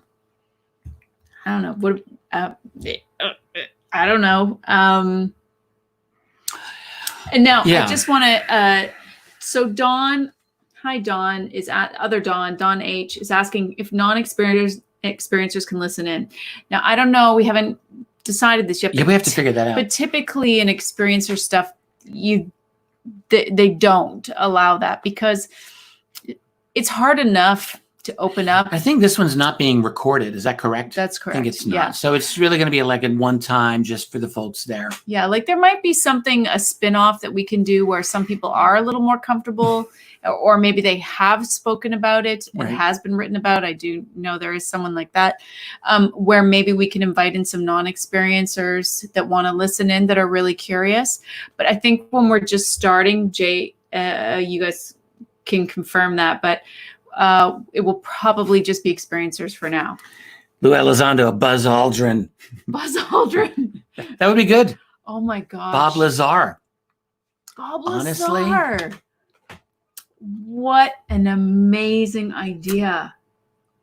Please write that down. All right, we'll make a little list of people that we will Trade offer memberships these with to. Linda. Linda wouldn't have time. She wouldn't.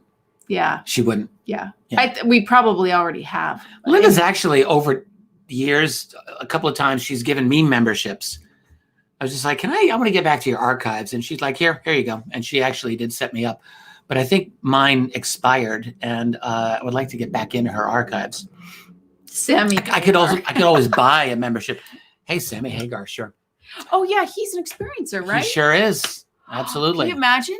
We need to Yeah. keep this list We'll make a list. of like experiencers who, because you know what? It's really nice to have each other. I mean, I always say this, but this feels like an extended family, and we get to talk about these. The AMAs are, for us, they're so nice. Probably one of our favorite things, because we get to hang out with you and it feels so casual.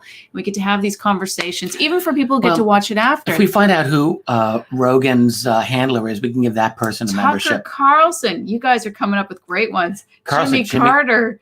All right, let's Oh. save this. Oh my God, this is good. I actually love these ideas. I do let's too. I mean, we'll do there's, it. you know what? There is no reason why we can't give them invites and see. we will announce to them. We will have to say, look, because of your service, yada yada yada, we are giving you a free membership to the best UFO website and forum in the world. Yeah. Boom. Jay is just making a point here for the people. He was saying that no, it's experiencers only at the moment, but for confidentiality, etc. Right. But he's saying they do talk about experiences in their regular meetups as well. A lot of people who do show up are experiencers. So there's that. And that just reminds me of one other little announcement, which, if there's anyone here who's really into metaphysical stuff, I mean, I'm talking really into metaphysical stuff, like you like tarot, you like the whole thing. I have agreed to do a conference, an online conference in August. It's called the Worldwide Metaphysical Tribe. Let's advertise that on our site. So I just want you to know, but if you are not hardcore into that stuff, it's probably not the right place. They put the double O into woo. That's right. So, but Not really funny. that is actually a lot of my background that I don't talk about. Yeah. And so, I was happy to do this.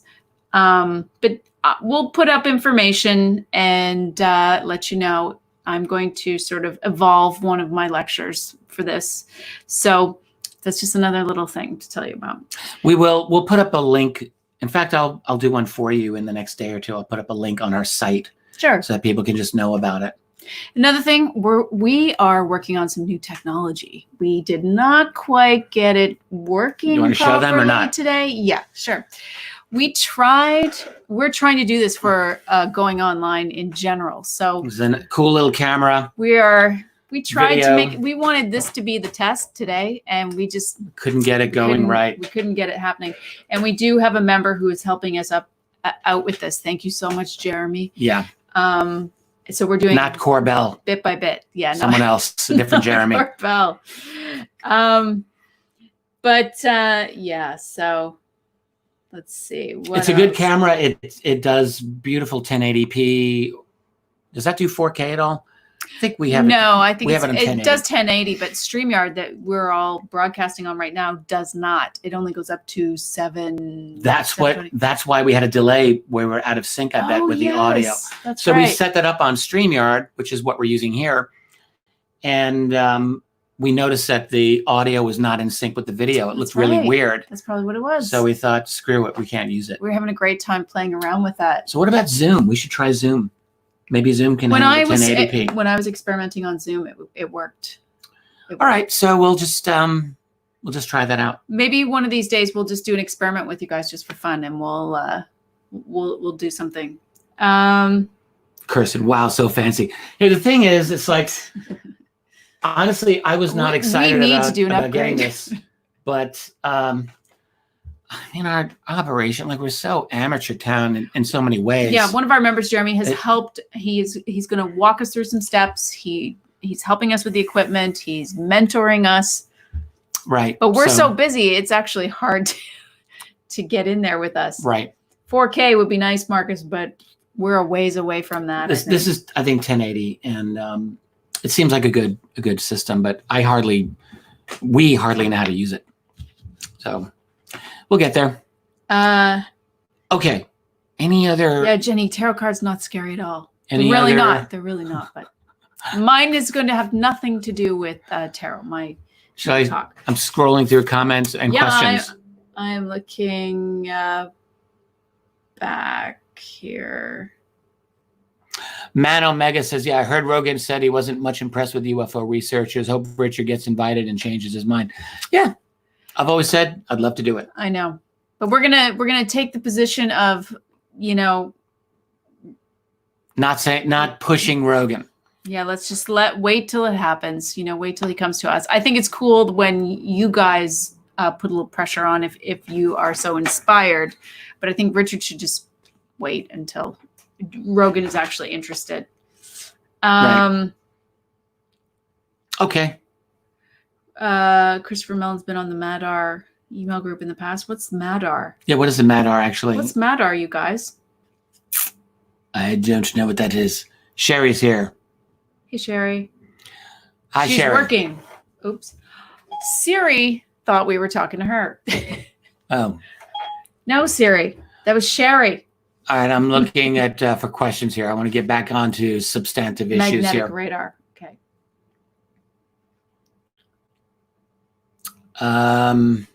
Let's see here. I'm looking. Are you radar. seeing any Magnetic radar? Okay, good. Thank you, Bob. Everybody drink. I have nothing left. So I'm looking for questions. If there's any new questions, just dump them in. Let's see here. We have, let's go to an old one from Old Street Doc. You asked this quite a while ago. Okay. Kirsten grabbed this for you. Is the alien autopsy email chain Richard was referred to, Richard has referred to, related to the alien autopsy video that was made into a television episode?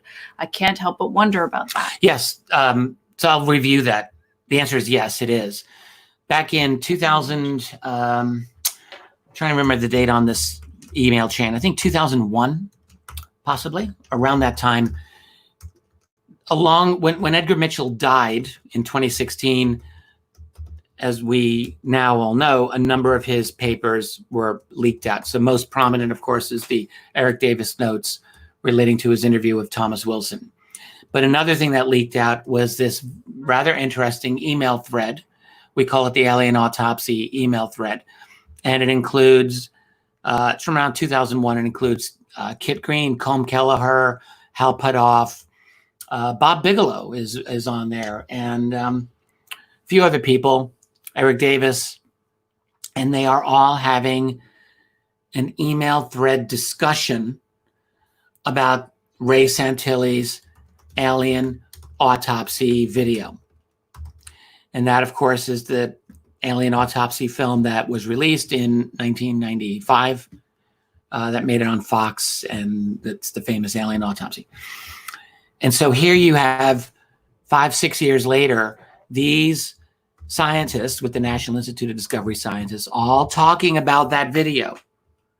What's interesting, there's a lot of interesting things about this. One is, by that time, most of the UFO community had by then pronounced whole thing's a fake. But here are these scientists talking about it, and here's Kit Green, really, of all the biological oriented scientist. He's like by far the most senior. And he is saying, nope, that thing is real. Kit Green in this thread is telling them that the alien autopsy video is real. And it's a fascinating thing to watch. Kit Green now disavows that. It disavows his position, I should say. He doesn't disavow the email thread. In fact, one of the first question I asked him when I interviewed him a year ago on this was, is that email thread authentic? And his answer was absolutely, it's authentic. Linda's comment? Pal Putoff's son is working there. Working where? Working where exactly? I don't know what we're referring to. Why'd you show me that? Where is Putoff's son working? Oh, Linda's going to tell us. Or Linda, were you talking to someone else? I'm sorry.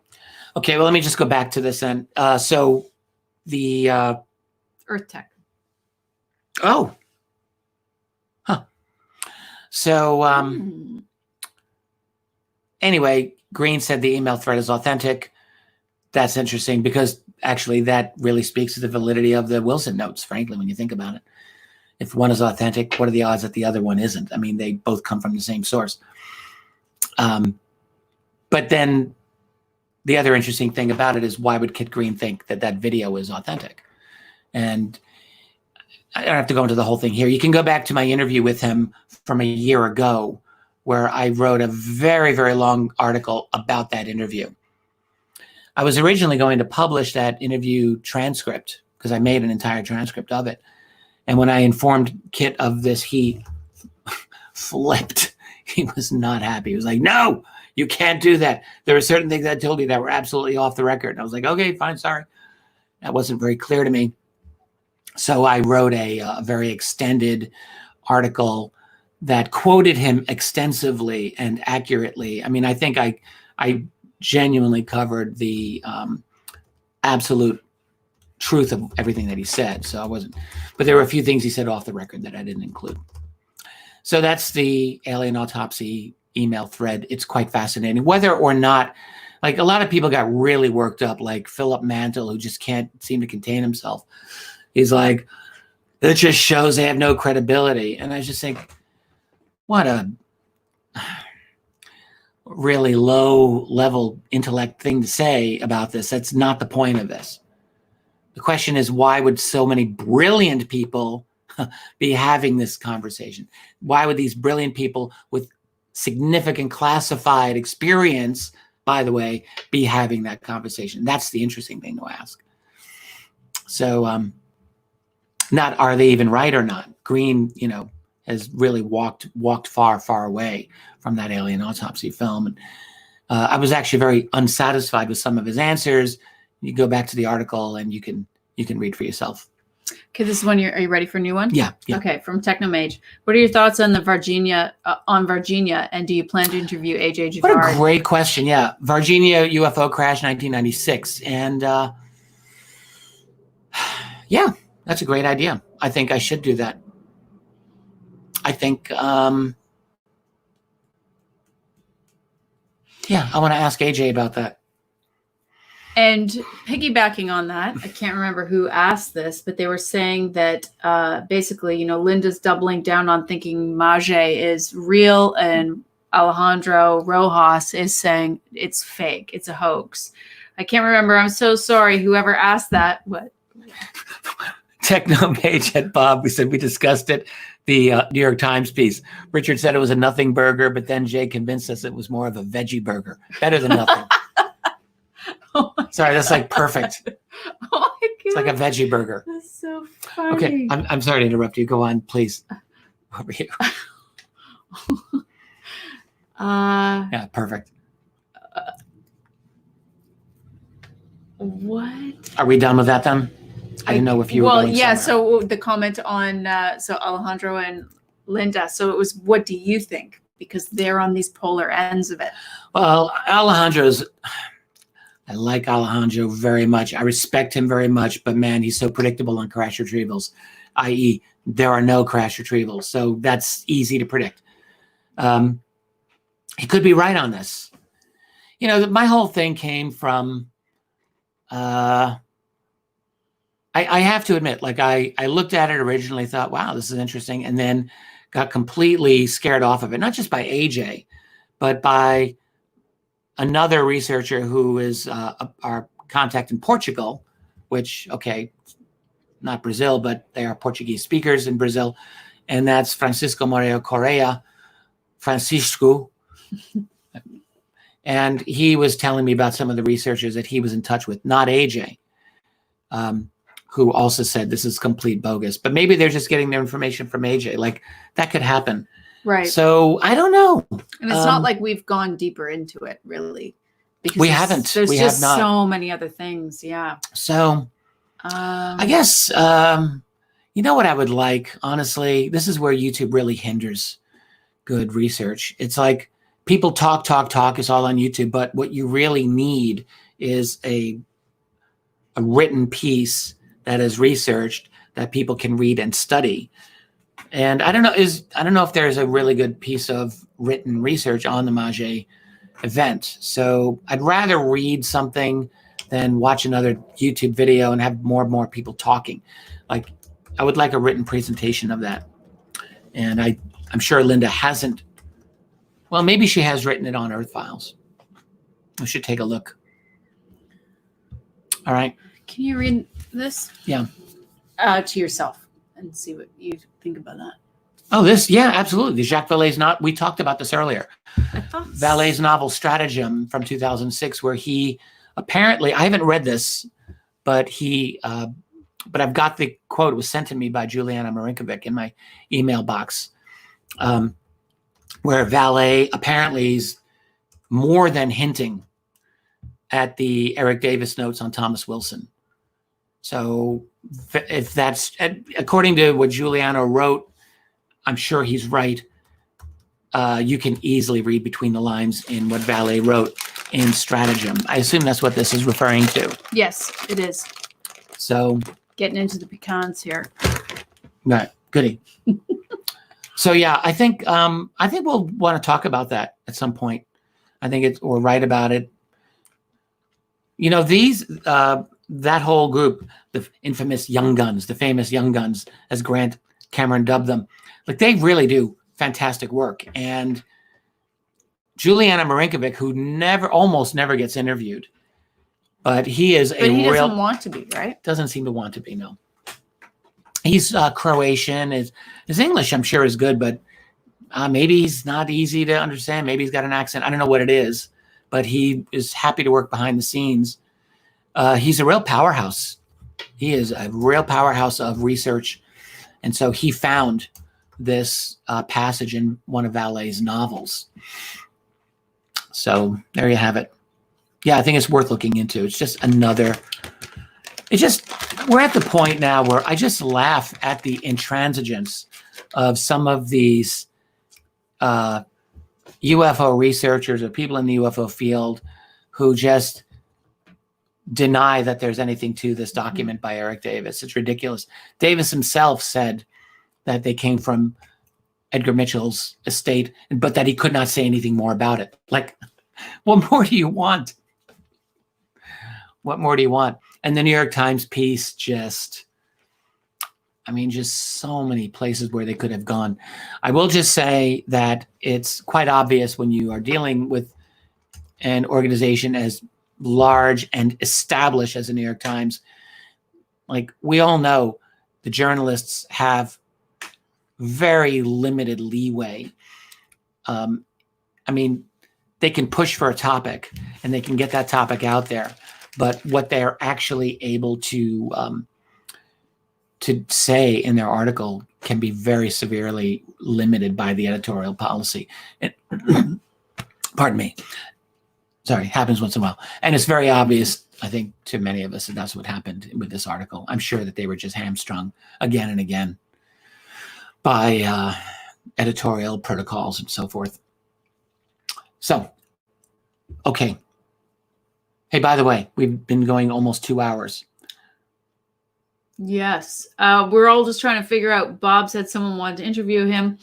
We're all saying, because we were just talking about Tyler from Secure Team, Bob, is that who you're talking about? Because I think Someone we all said secure team virtually disappeared. disappeared? Is that what I didn't know I that. wasn't aware of that.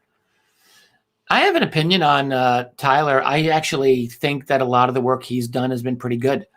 I don't look at every single video that he puts out. Oh, Giuliano wants to do an interview. Yes. With us? No, with Bob.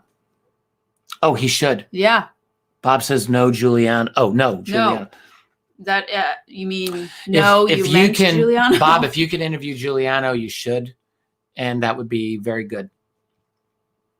I'd love to even chat privately with Giuliano. I think he's really remarkable. Okay, Jay, thank you. It's really hard to keep track of the questions. Oh my gosh. I'm trying to hold them and then I lose them. So Tyler took all his videos off YouTube, according to Ron. Oh, wow. Giuliano. Yes, we are a full yes on Giuliano. And Chris says Tyler was arrested back for domestic violence in Ohio. Right. Did hear about that. I want to go to Sonia's question about Linda Napolitano.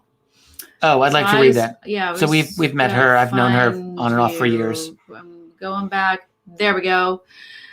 Richard, what are your thoughts on Linda Napolitano's abduction case? Her case was weird. It had a lot of strangeness and it involved 2 private security guards. Yep. Yes, that's an interesting case. And we met her. Well, you had already met her. Yep. I met her last year. She also had a hooded being experience that she doesn't talk about. That she told you about, yeah. Mm-hmm. I think in Bud Hopkins' book, Witness, she's described as Linda Cortiel, but her name is Linda Napolitano. And in 1989, she was, according to the story, lifted out of the, I think, 6th floor of lower Manhattan, I think she was, apartment building. I spoke to a separate witness, by the way, who saw that. And I'll talk about that in a minute. But in the story, there was I'm forgetting so many of the details of this story, but a law enforcement person or some kind of security professional was like in love with her. And apparently they had been together in her other life, like when she was taken, when they were taken. And he remembered her, and they had this very kind of involved, tangled situation. I'll just say, having met Linda many times, what you get is a very extremely down-to-earth person. I don't get liar when I talk with her, not at all. I don't either. No. What I will say is that a little over 10 years ago, I interviewed just privately 2 guys who were drivers for the New York Post. Now, the New York Post's headquarters at that time was like right there, right near Linda's building. And I've got all of these in notes. Anyway, one of the drivers was coming back from his route. This is early in the morning, like before most people are awake. And he said to me, he described this in a lot of detail. He said, I swear to God, it looked like it was a Hollywood movie that was being filmed. In fact, that's what he originally thought, because he saw these lights coming down from a craft. He saw a woman in like a nightgown, and he saw 2 what looked like children to him. Like, he claimed to have seen it. I remember this man's name. He's a genuine like truck driver sort of a guy. He's like not pretentious in the least. And I thought was incredibly believable, I will say. And as he said, his initial thought was like, this had to be a Hollywood movie that I'm seeing. And then he realized that it wasn't. Marcus asks, is that the abduction witnessed by the head of the UN? Not only witness, that's Javier Perez de Cuellar. Yes, but there's talk that Javier Perez de Cuellar. Bob is answering him as well, yeah. Yeah, that he was possibly even taken.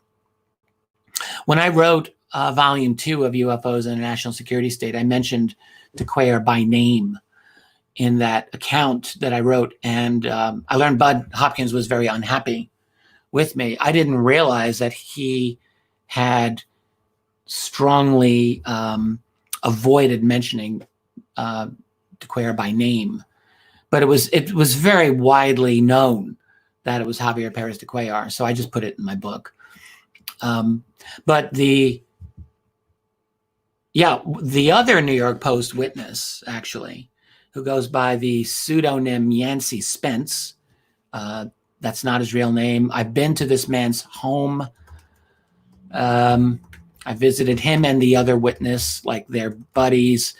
They're genuinely good guys, in my opinion. I met their family. I met Yancey's family. These are good people, in my opinion. So he saw this whole line of limos outside where he was working. And I mean, he didn't have the direct sighting of the object, but he did say that the power went out in the New York Post for a little while, and that he was with a very prominent person in the New York Post. This is a Murdoch publication. I don't know if it still is, probably. A very prominent high-level editor who was getting drunk off his ass at the bar at the time. Like, he gave me actually quite a lot of description of this event, and the power went out for a little while, and all these limos. Like, he described a lot of the peripheral elements of this event.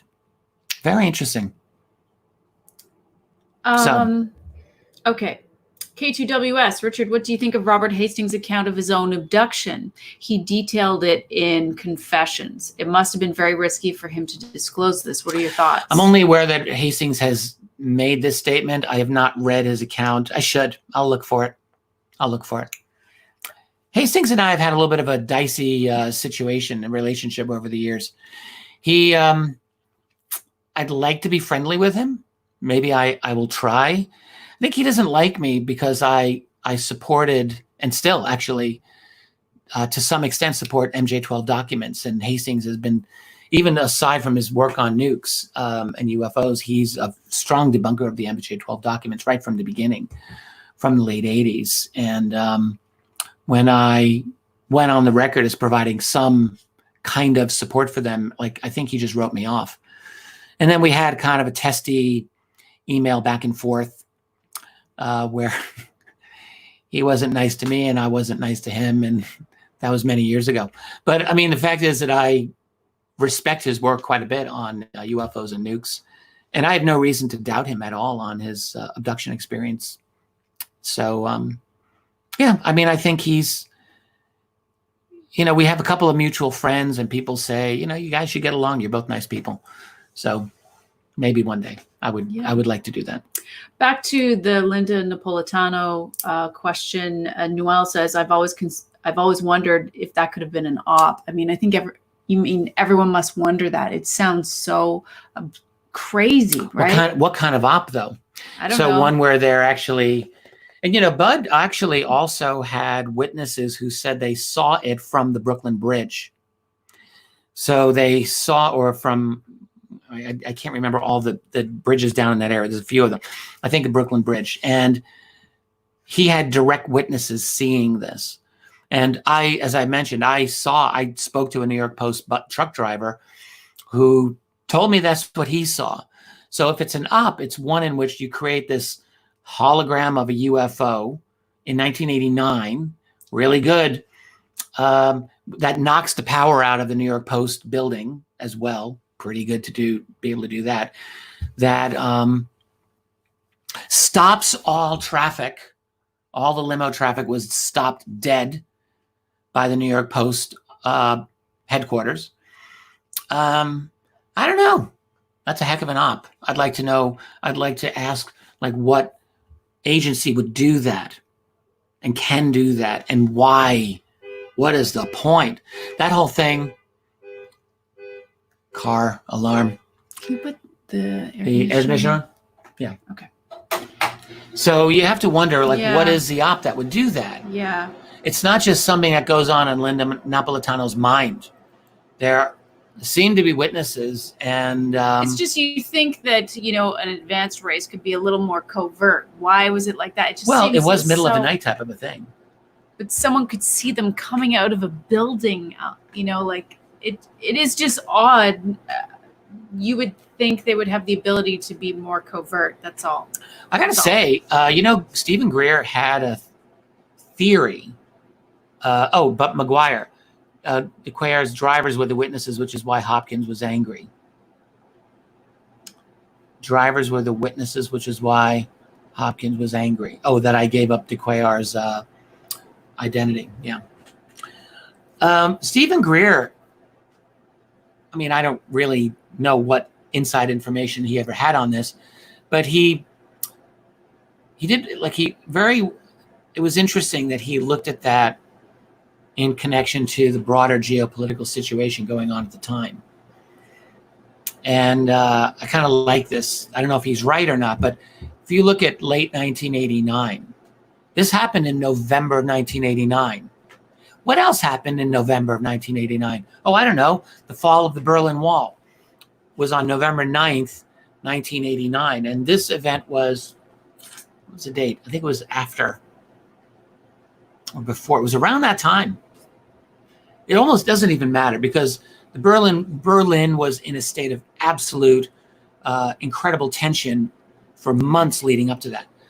So it was obvious that there were major geopolitical changes happening at the time. And Javier Pérez de Cuellar was Secretary General of the United Nations at that time. He was an important person in the world. And was there some kind of relationship? Oh, Greer said, thank you, Ron, that de Cuellar was abducted to stop the UN going ahead with disclosure. And Ron says, he believes that He was it. also said that COVID was to stop his movie from coming out. He did say that, didn't he? Yeah. Well, I don't know what to say about Greer's reason for that, to stop disclosure. Why would Pérez de Cuellar even initiate disclosure? Does anyone have any idea why? And why would 1989? Well, there would be a good reason in 1989, actually. End of the Cold War. You'd think, okay, let's end this madness. Let's let this out. The real question to ask is, would he have been able to? What could the UN Secretary General disclose? What information would UN Secretary General have access to that would allow him to do disclosure? One thing that I'm just going to mention here, I can't remember where I have my conversations anymore. I can't remember where I say what I say, but I was talking with, were we online recently? Did we do a live stream or did I do? Remind me. Oh, I think it was with Danny Silva. I think it might have been when I did the follow-up chat with Danny, which is now available on our site. Yeah. Yeah, sorry about that. It was a new thing. We sorted it out. It's there. Yeah, it originally wasn't visible, and it is now. Yeah. But this is like a really important philosophical issue here, which is, Danny and I think we were talking about the Putoff crowd, the Bigelow crowd, Kit Green, Eric Davis. So let's just say that they have a lot of important information about the reality of UFOs, alien bodies, and all of that, which I think we can assume the answer to that is yes. Mm-hmm. What are you showing me here? Just Bob's response there.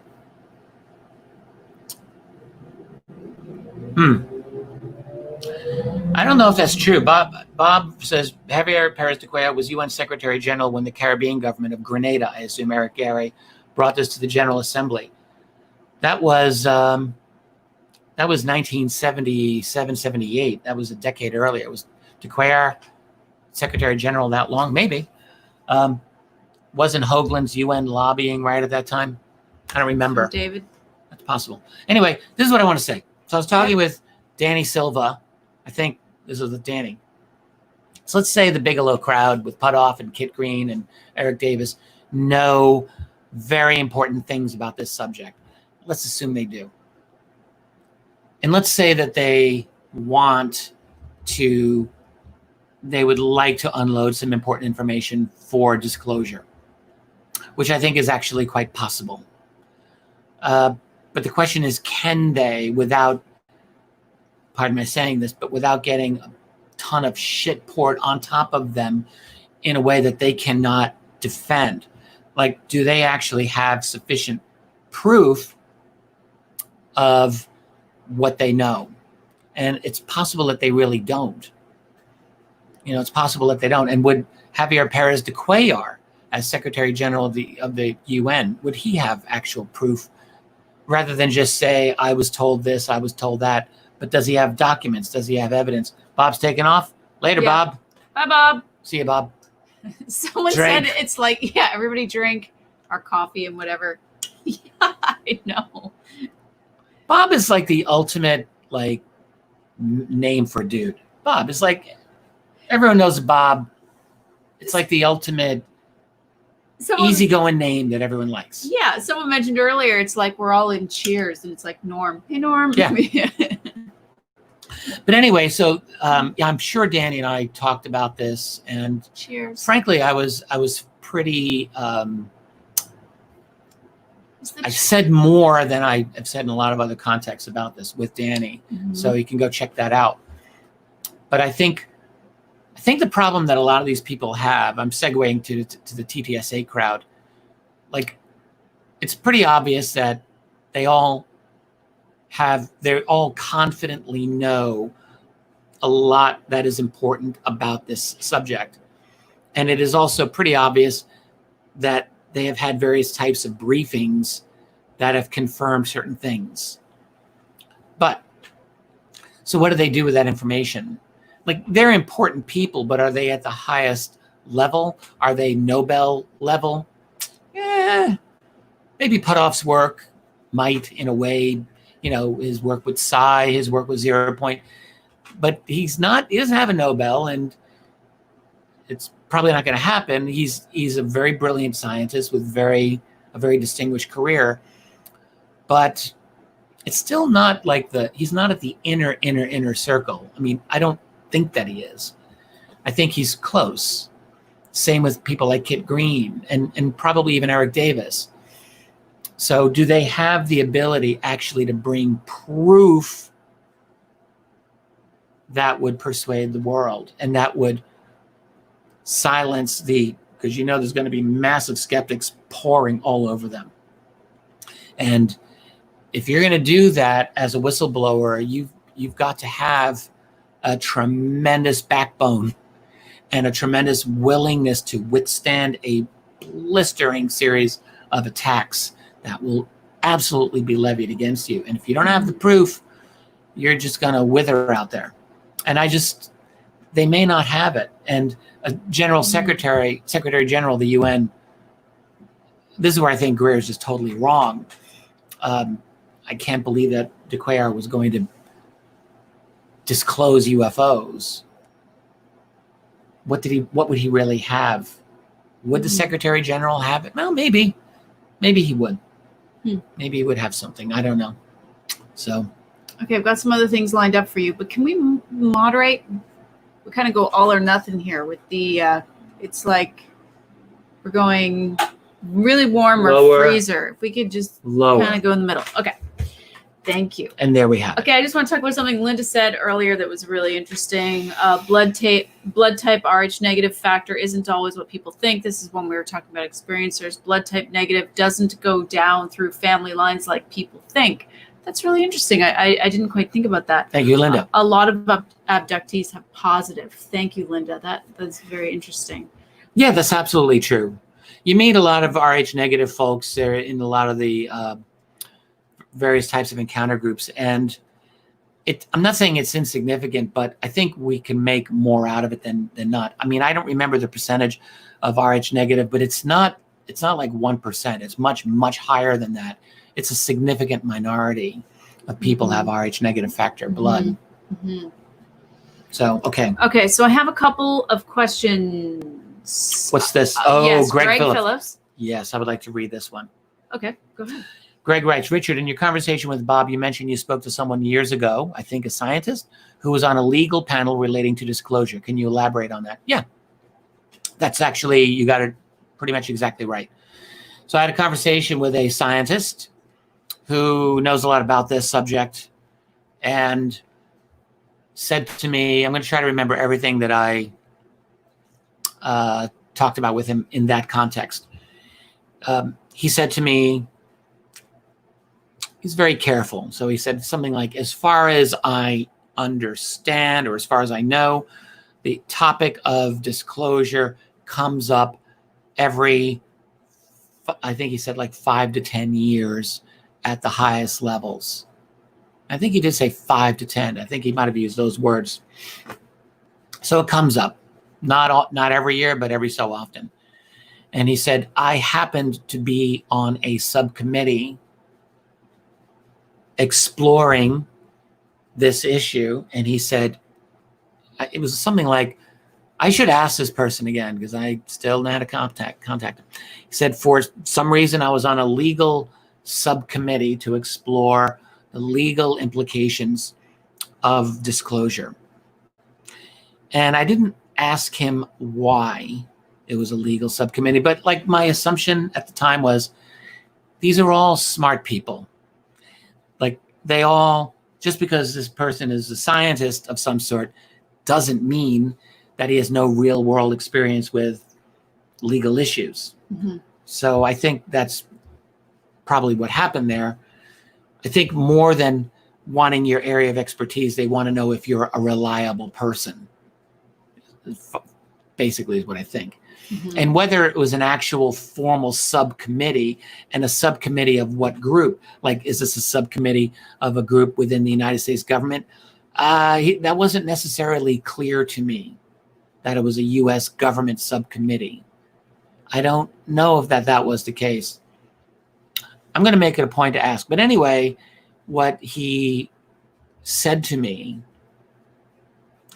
was, yeah, we looked this over enough and we determined that disclosure was just way too disruptive and way too dangerous. And what he brought up was, he said just one thing that gave us pause was the reality of the likelihood of massive class action lawsuits.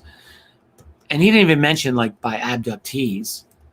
He was talking about defense contractors angry at preferential treatment that other contractors would have gotten that would have had access to alien tech.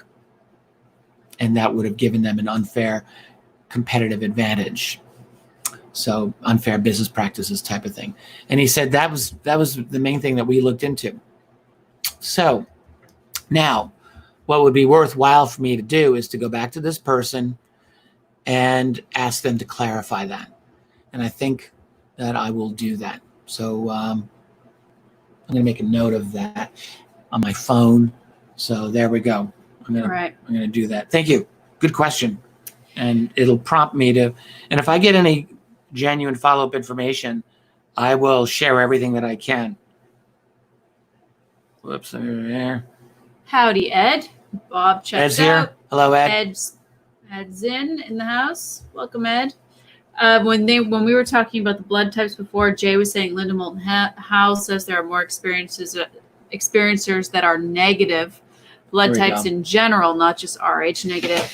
Noel says 15%. Okay, that's what it is. Okay. Yeah, I thought it was something like that. I mean, it's a small group, but it's not. It's not like you never find them.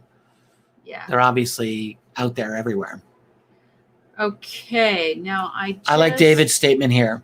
No one is effectively wielding lawfare as a tool to obtain disclosure information. A lot of litigation could be waged. I tend to agree. I think, especially after you analyze the implications of the Davis notes on Wilson, there are leads there, it seems to me. So, and, I got to go back and look for Tom DeLonge's tweet on this, but I know about a year ago he was tweeting, hinting about the legal difficulties of obtaining some kind of disclosure, and that you'd need, I'm grossly paraphrasing, but you'd need some kind of legal revolution, legal transformation to be able to get at this. So I think that's a really good thing to keep in mind. Be something that an institute might look into. Okay. Onward. I want to get Thomas and Ron Holmes. Okay. Let's let him do that. Yes. No, go. Richard, make a note. Okay. Thomas, have you ever thought about doing a men on the street type interviews and report back on the responses? We did talk about that a little bit. Yes. It would be fun, but there we go. I mean, it would be fun. Remember, we were going to do a questionnaire. Oh, there was that too. Back in the days when we would fly, we were going to do this at airports. Right, but that was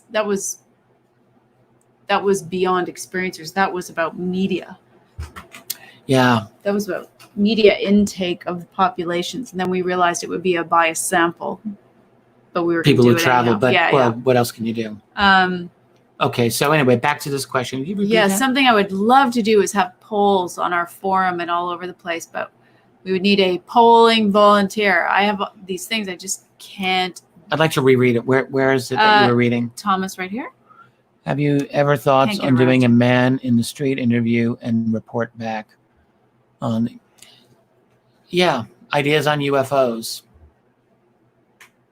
All I did was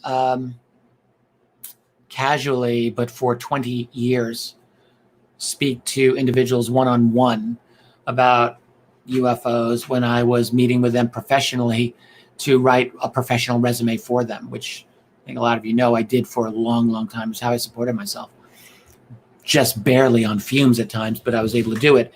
And I met with over 20 years, probably about 10,000 different individuals. One-on-one, talking about their career, making them look beautiful. I don't do that anymore, so don't ask. I'm not doing resumes. But they would come into my office.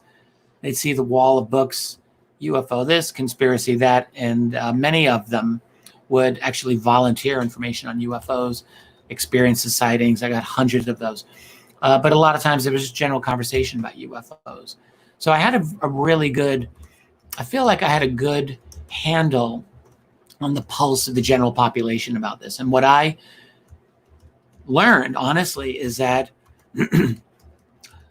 a large number of people, much larger than you think, can become very interested in this subject. And I say that because folks who'd come into my office, like they weren't thinking, oh, my resume writer's a UFO guy. They would come in and they would hear me talk to them sometimes for like 5 minutes about UFOs, and I could see them light up and become intensely interested. So I learned early on that I had a gift, I guess, for talking about this with ordinary people. So that was good for me to know. But B, I learned that people were genuinely hungry for information, but they didn't know they were hungry until they encountered someone who was actually able to talk about this. That was the thing. Like I learned there's a huge number of people who are waiting to dig into this. They just don't know it. And when they encounter it, they want to know more. I cannot tell you how many times this happened. I'd be with someone, I would almost offhandedly, like I got to the point where it was just so easy for me to do like my little 5-minute UFO thing that I knew I was just like reeling them in, and they were like hooked. It was extremely easy for me to do. But because it was so easy for me to do that, I realized like, yeah, I think I'm pretty good at describing this, but the fact that it's that easy tells me that the public is waiting. They want this. Yeah. One time we did this. We did it when we were on our MUFON cruise last March or whenever that was.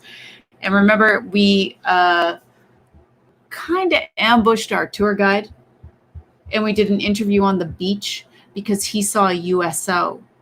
Oh, when we were on a shore leave. Yeah. This it's on the site, you guys. There is the one that we did. It was around spring of last year. 18. It was last year, wasn't it? Oh, 2019. 2019. So spring of 2019. I don't know if we have keywords in there. It might be USO because it was yeah, but if you go back to like, well, you can, on the side of the site, you can type in the month. So you can click on the month, like March 2019, April 2019. It's in there somewhere. Probably April 2019. But it was fun. I bet you'll find it. I really enjoyed that one, and I would love to do more like that. But it was really cool. I hope we can find it. Oh yeah, Jay was right. Another win. New York Times uses UFO instead of UAP. I noticed that too. Oh, Yeah, they did. wow. I didn't realize. Yeah, they did. So Kirsten's saying, I have so many friends now coming to talk to me about UFOs. Recently, friends of mine are coming to me confidentially because they know I'm now in the field. It's really amazing. Yeah, right. Isn't that incredible? It is happening more and more. I love it too. I'm sure we all do. All of us. I've said this before, but I'll just say it again. When I started researching UFOs in the 90s, 95 was my first full year where I was like fully in, just all the time. At that time, I did not want to tell anybody that I was researching this subject. And by 97 and 98, I was actually writing my first book. I was very engaged in writing that book. And at that point, I realized like I have to start coming out on this subject, as it were. Because I realized I'm going to be published in this field. And I can't just pretend that like I don't do this and people are going to know. So I made the decision. This is while I was doing professional resumes even then, that because all my books were everywhere. It was easy for someone to see. And I thought I'm just not going to avoid the conversation. And I quickly discovered even then, like people were into it. Mm-hmm. They want to know. So that's something good for us all to remember. Like when you're if you're in a public situation or a new person, like my attitude always is be unapologetic about this, be very factual, straightforward. I think some people would probably say that's easy for you to say because you have the steel trap memory. You can pull out all this amazing background that's hard for anyone to refute. But yeah, I mean, that's true. But Ron's saying he has the opposite experience, and some people still do. So yeah, let's totally acknowledge that it's not always like that. And I am definitely not someone to go out there and broadcast or try to convince people. For me, that's not the way. It's when you sort of what I did when I was back in university again. I would throw out seeds, and if people were interested, it let them know that this is my world, and they would come and find me after class and they would want to talk about it, kind of thing. So there are a lot of hidebound people in the American, I think it was the American Spectator article that I clipped from earlier this week that quoted me. That was kind of cool. But in the comments below that, I think that was the article, there are a lot of just very woefully ignorant comments by people who I'm sure they thought they sounded really smart. And they just sounded really painfully ignorant. So there's a lot of that. Okay, I just want to go back because Linda, I find this really interesting. Linda just said Rh negative blood pregnant female by Rh positive male will likely have an Rh positive child. Looked it up to explain. Cool. It's very interesting. Thank you. And Mark asks. Mark. Good question. Oh, well, actually, you just gave me good motivation to wrap it up. So Mark says, great idea. When's the audiobook going to be finished, Richard? Joe Rogan only listens to audiobooks. You need to send him a copy. All right. Well, I got to wrap it up. I've got 9 out of the 12 chapters read. Each time I do a chapter, it takes me just 1 day. So you'd think I'd get it done. You know what? How about there's a bunch of things that we're working on. I'm going to like this. Yes. How about I just wrap that damn thing up? Just get it done. Let's do it.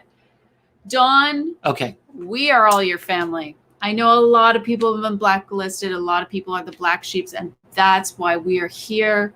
This is the extended family here. I'm sorry to hear that, Dawn. Yeah, I know. He's been blacklisted from his family for being into UFO. Blacklisted. It's awful. Yeah. You find that the most, I use that word hidebound, but I'll say it again. The most hidebound people on this subject are usually the people with like highest levels of formal education. You ever notice? Like working people, like people who actually work for a living, they don't care as much. Like they don't have a problem with it, but it's the people who don't have a problem with what? The believe in UFOs. Yeah, they're not going to care. But who does? University people. They're the worst. They're the dumbest people on UFOs. Wait a second. You're talking about academic professionals?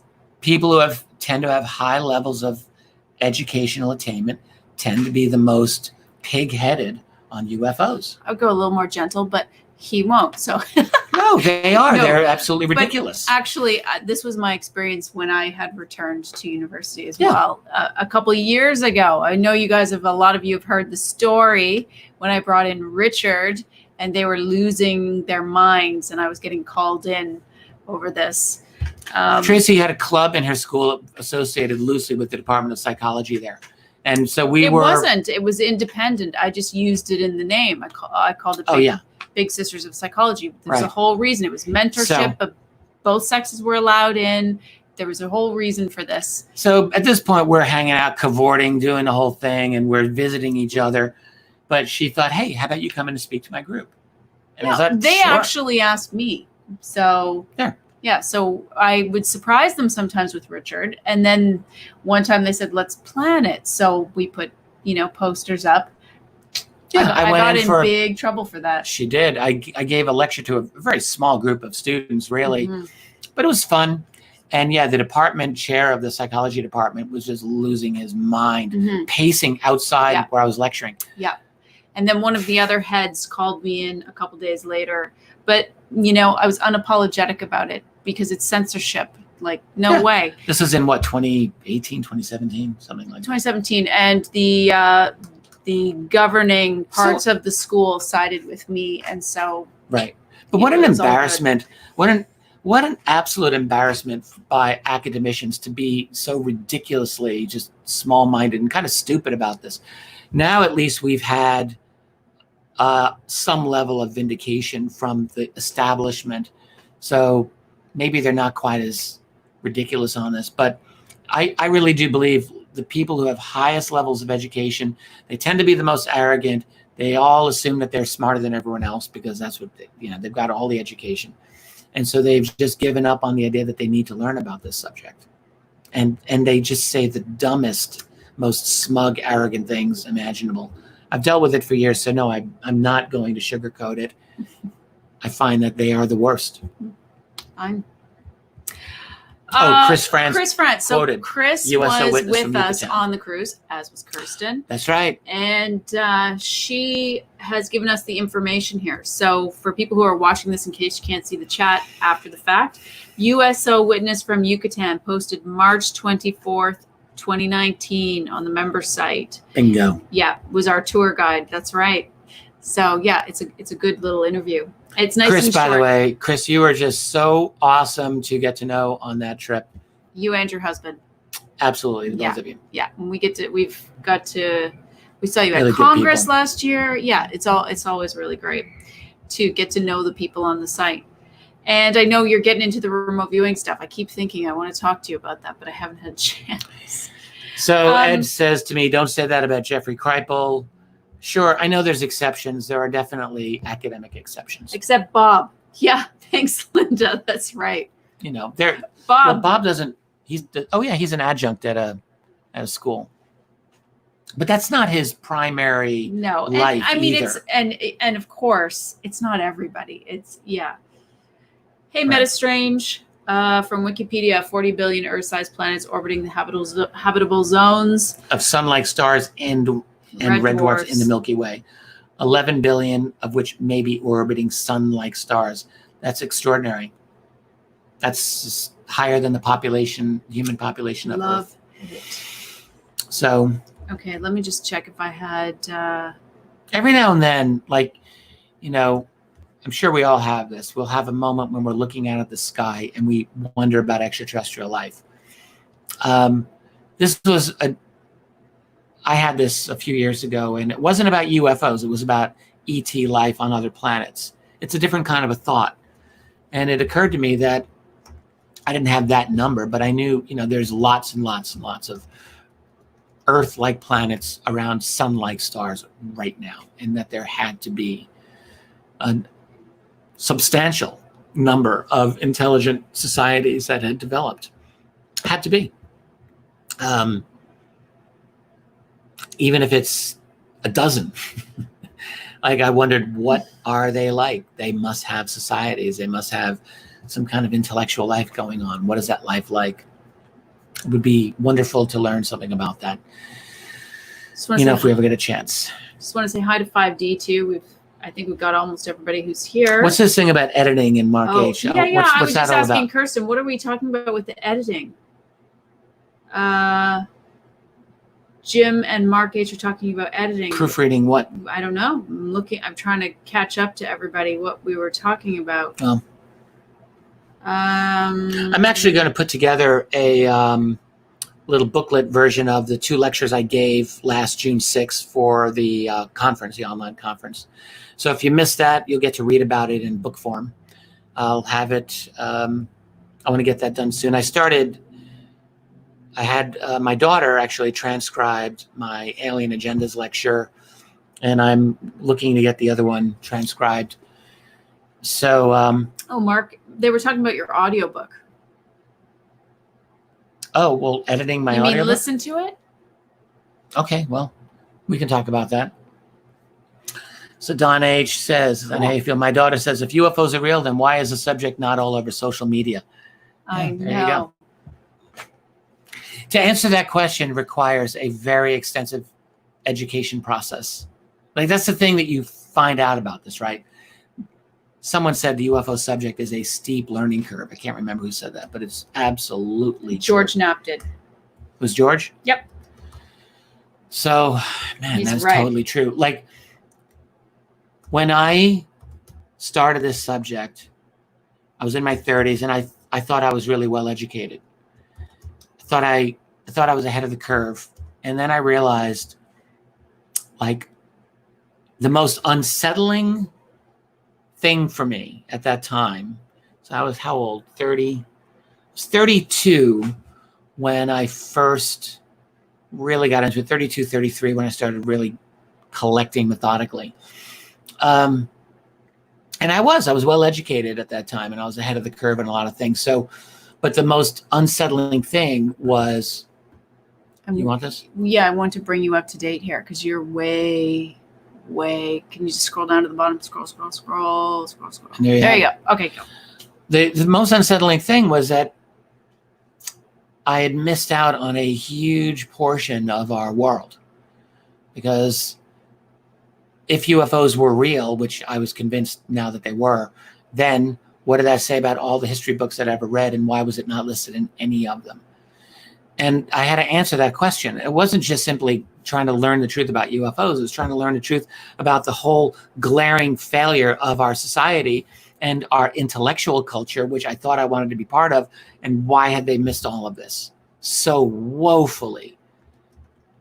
And to answer that question, that's a whole other series of rabbit holes that you have to go down. And that led me into at least some level of study of the control of academia by the influence of the intelligence community into academia. There have been studies. Even in the 90s, there were studies of that available. And then the control of major media by the deep state or by academia, by the intelligence community. And when you start getting into that, and then that does, that's aside from social media and, the new media, Google and Facebook, like, you realize there is a deep control system that exists. And so for that daughter to have her question answered, it's there's so much you have to get into, and it's almost daunting. And then you start sounding like the tinfoil hat conspiracy theorist that everyone is warned against. And you don't want to do that. And then you tell them, yeah, but actually the CIA coined the phrase conspiracy theorist in 1967, and that's actually true, and that makes you even seem crazier. So Old Street Doc writes, many academicians seem to feel that their credentials give them the authority to know what's worthy of discussion or knowledge. It's as ridiculous as it is ironic. Yeah, totally true.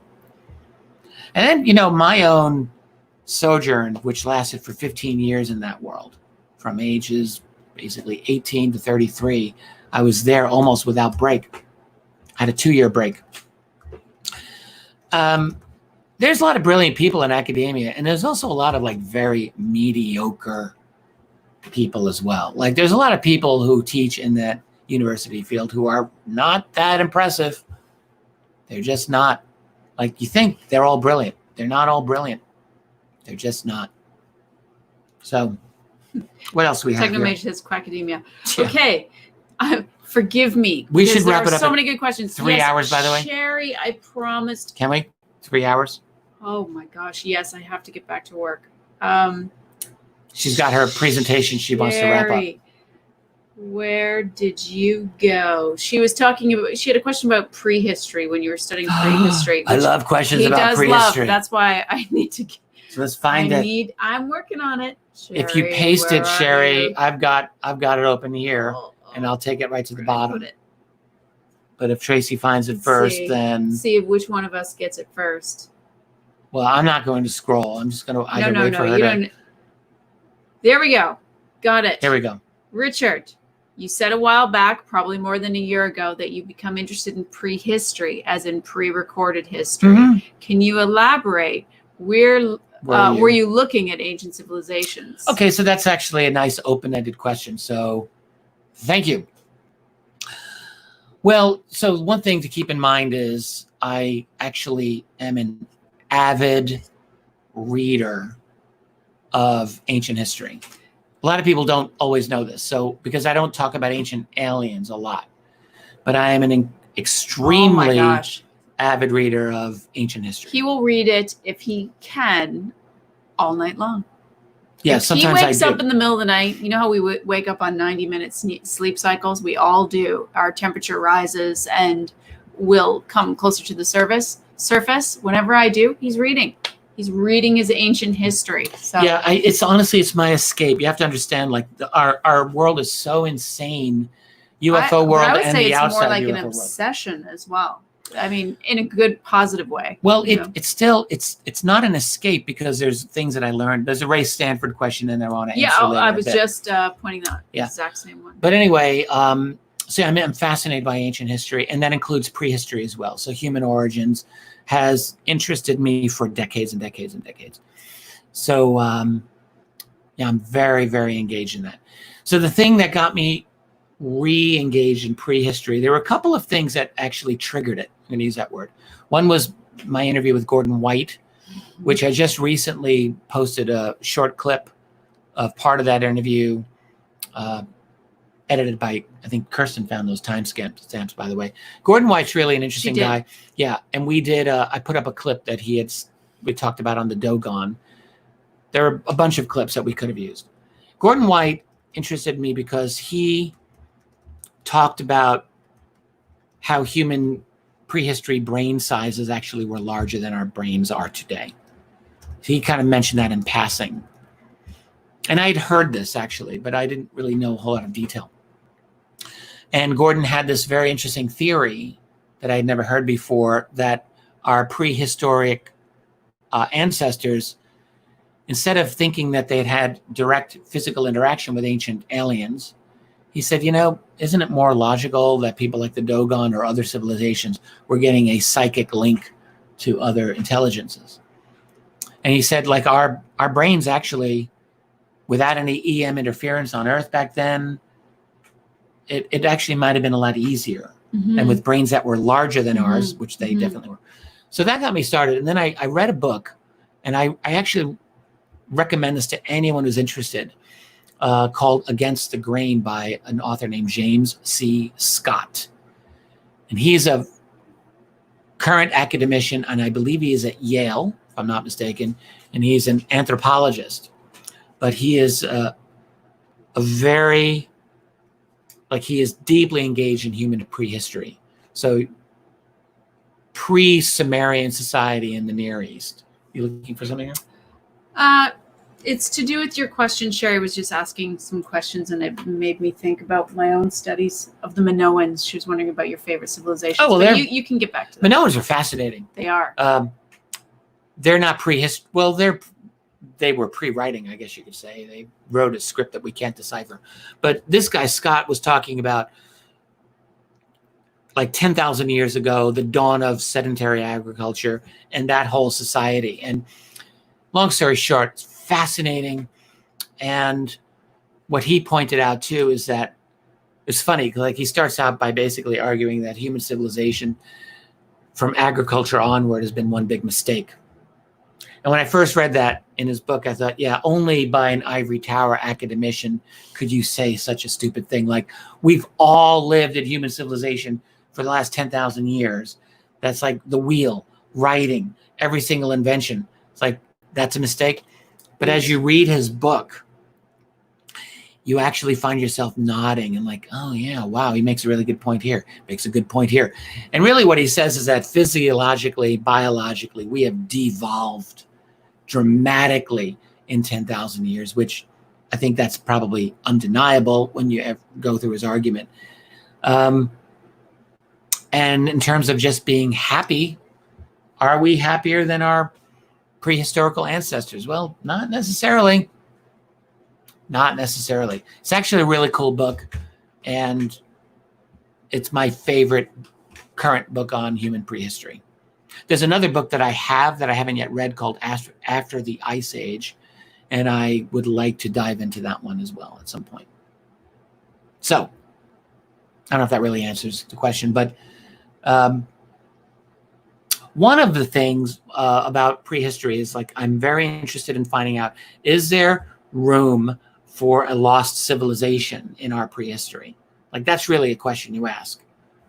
And then you get into things like Göbekli Tepe. Is that, how do we interpret that? That's 10 to 12,000 years ago, and it's way more advanced than we would have thought, the ruins there. How much time do you need in our prehistory for a human civilization to rise and collapse and be forgotten? Atlantis, say, that type of thing. And that's like, when you look at all of the long history of our species, it's 200,000 years after all, is there a possibility that you'd have like 5,000 years where there's a society that develops high level of technology and then just collapses and you never know about it? Mm-hmm. Is that possible? Mm-hmm. And I don't know. I mean, I keep thinking, like, is there a place to find such a place, a lost civilization? And I haven't really found any candidates, any time periods, as it were, or places that make me think this is where it is. But I definitely keep it as a possibility. Mm-hmm.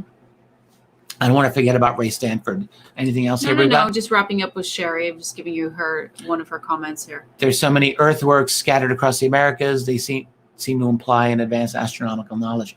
Hell yes, absolutely. Like, you look at the Mayans and the Olmecs even, or even earlier, and clearly, and then whoever the hell built Machu Picchu, let's not forget about them.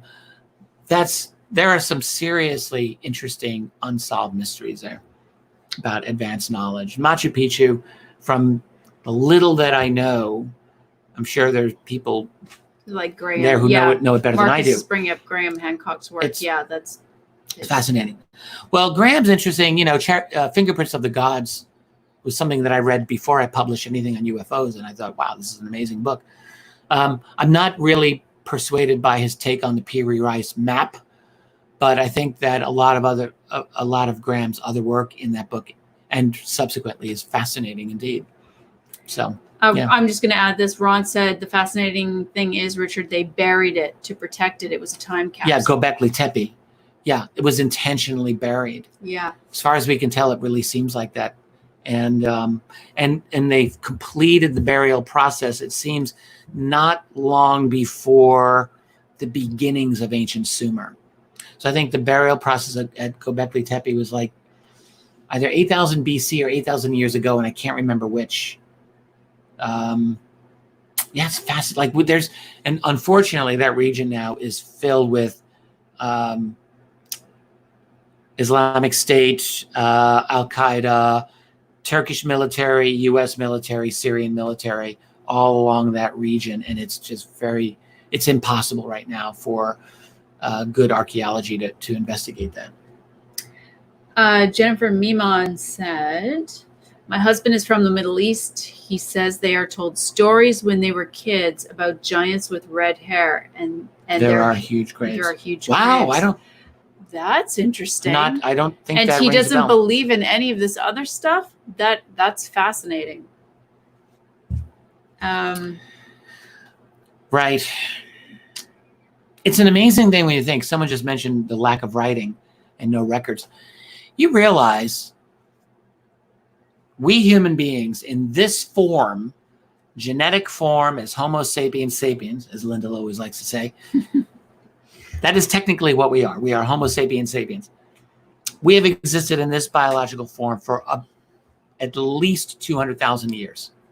And maybe they'll push it out even further for all we know. But 200,000 years. We have had writing. We've had agriculture, and I'm being generous here, roughly for about 10,000 years. So for 200,000 years, hunter-gatherer, no agriculture.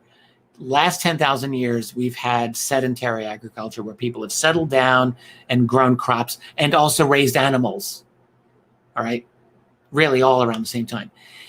And only about 6,000 years ago do you get the earliest forms of cuneiform writing that you get in the Near East. You know, the wedge-shaped writing on clay tablets. That's the first form of actual writing.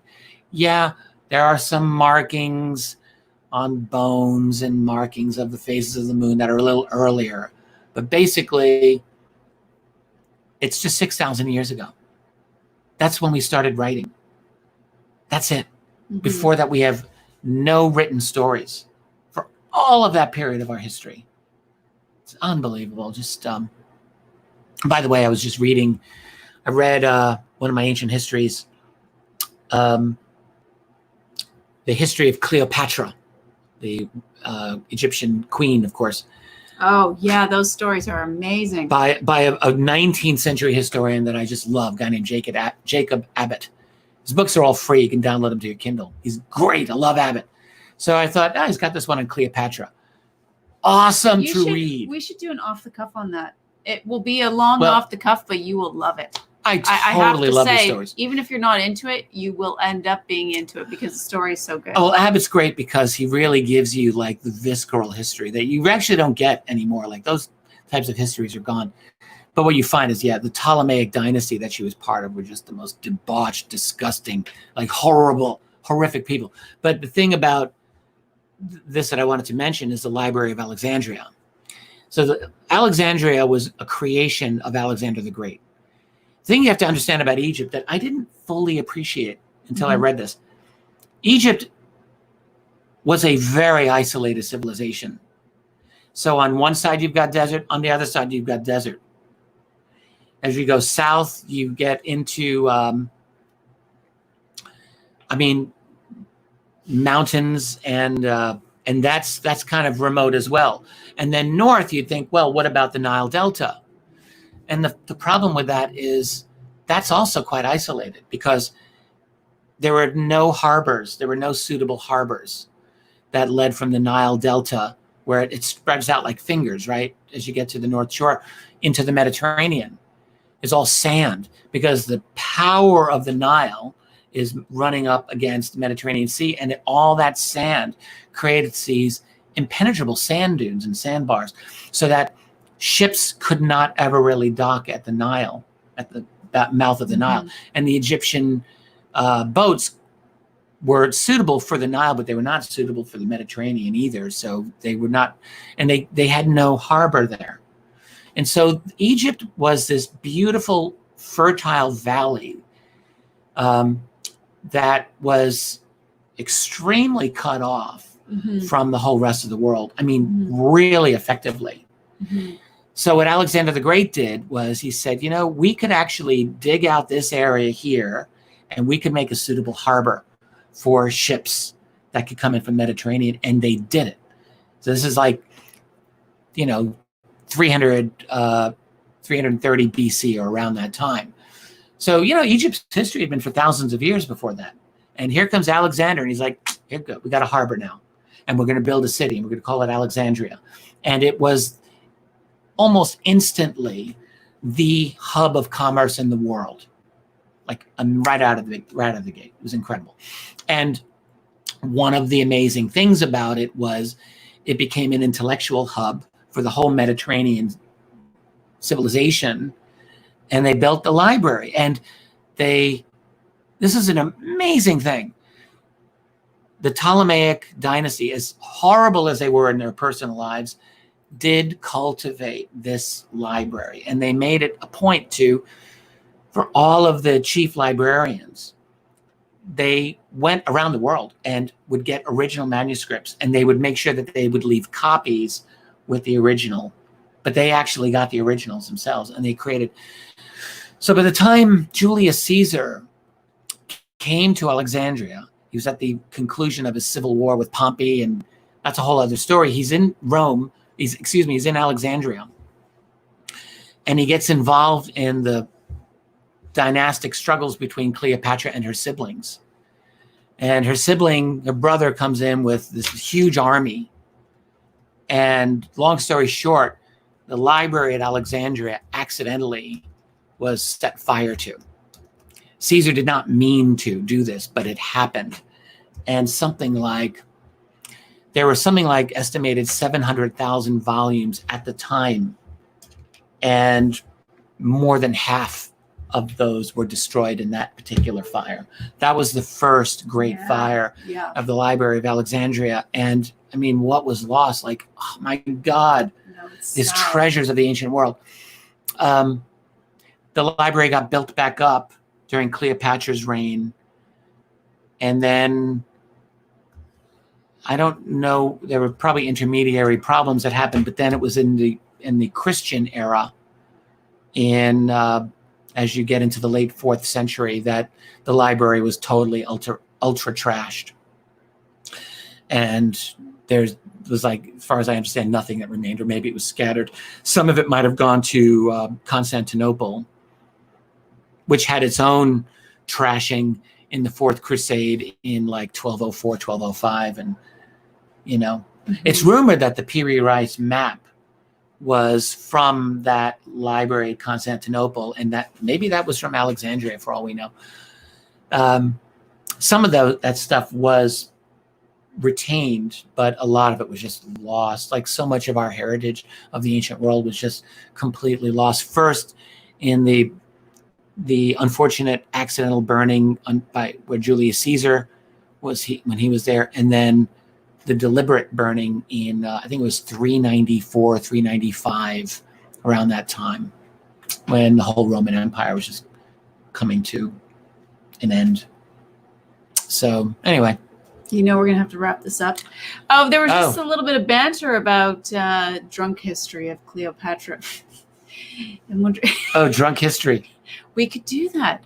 We haven't had any wine, but we'll see what happens. Tell you one thing about Cleopatra. You should see it'll be like hitting a play button. So easy. You get into Abbott's history. She was a piece of work.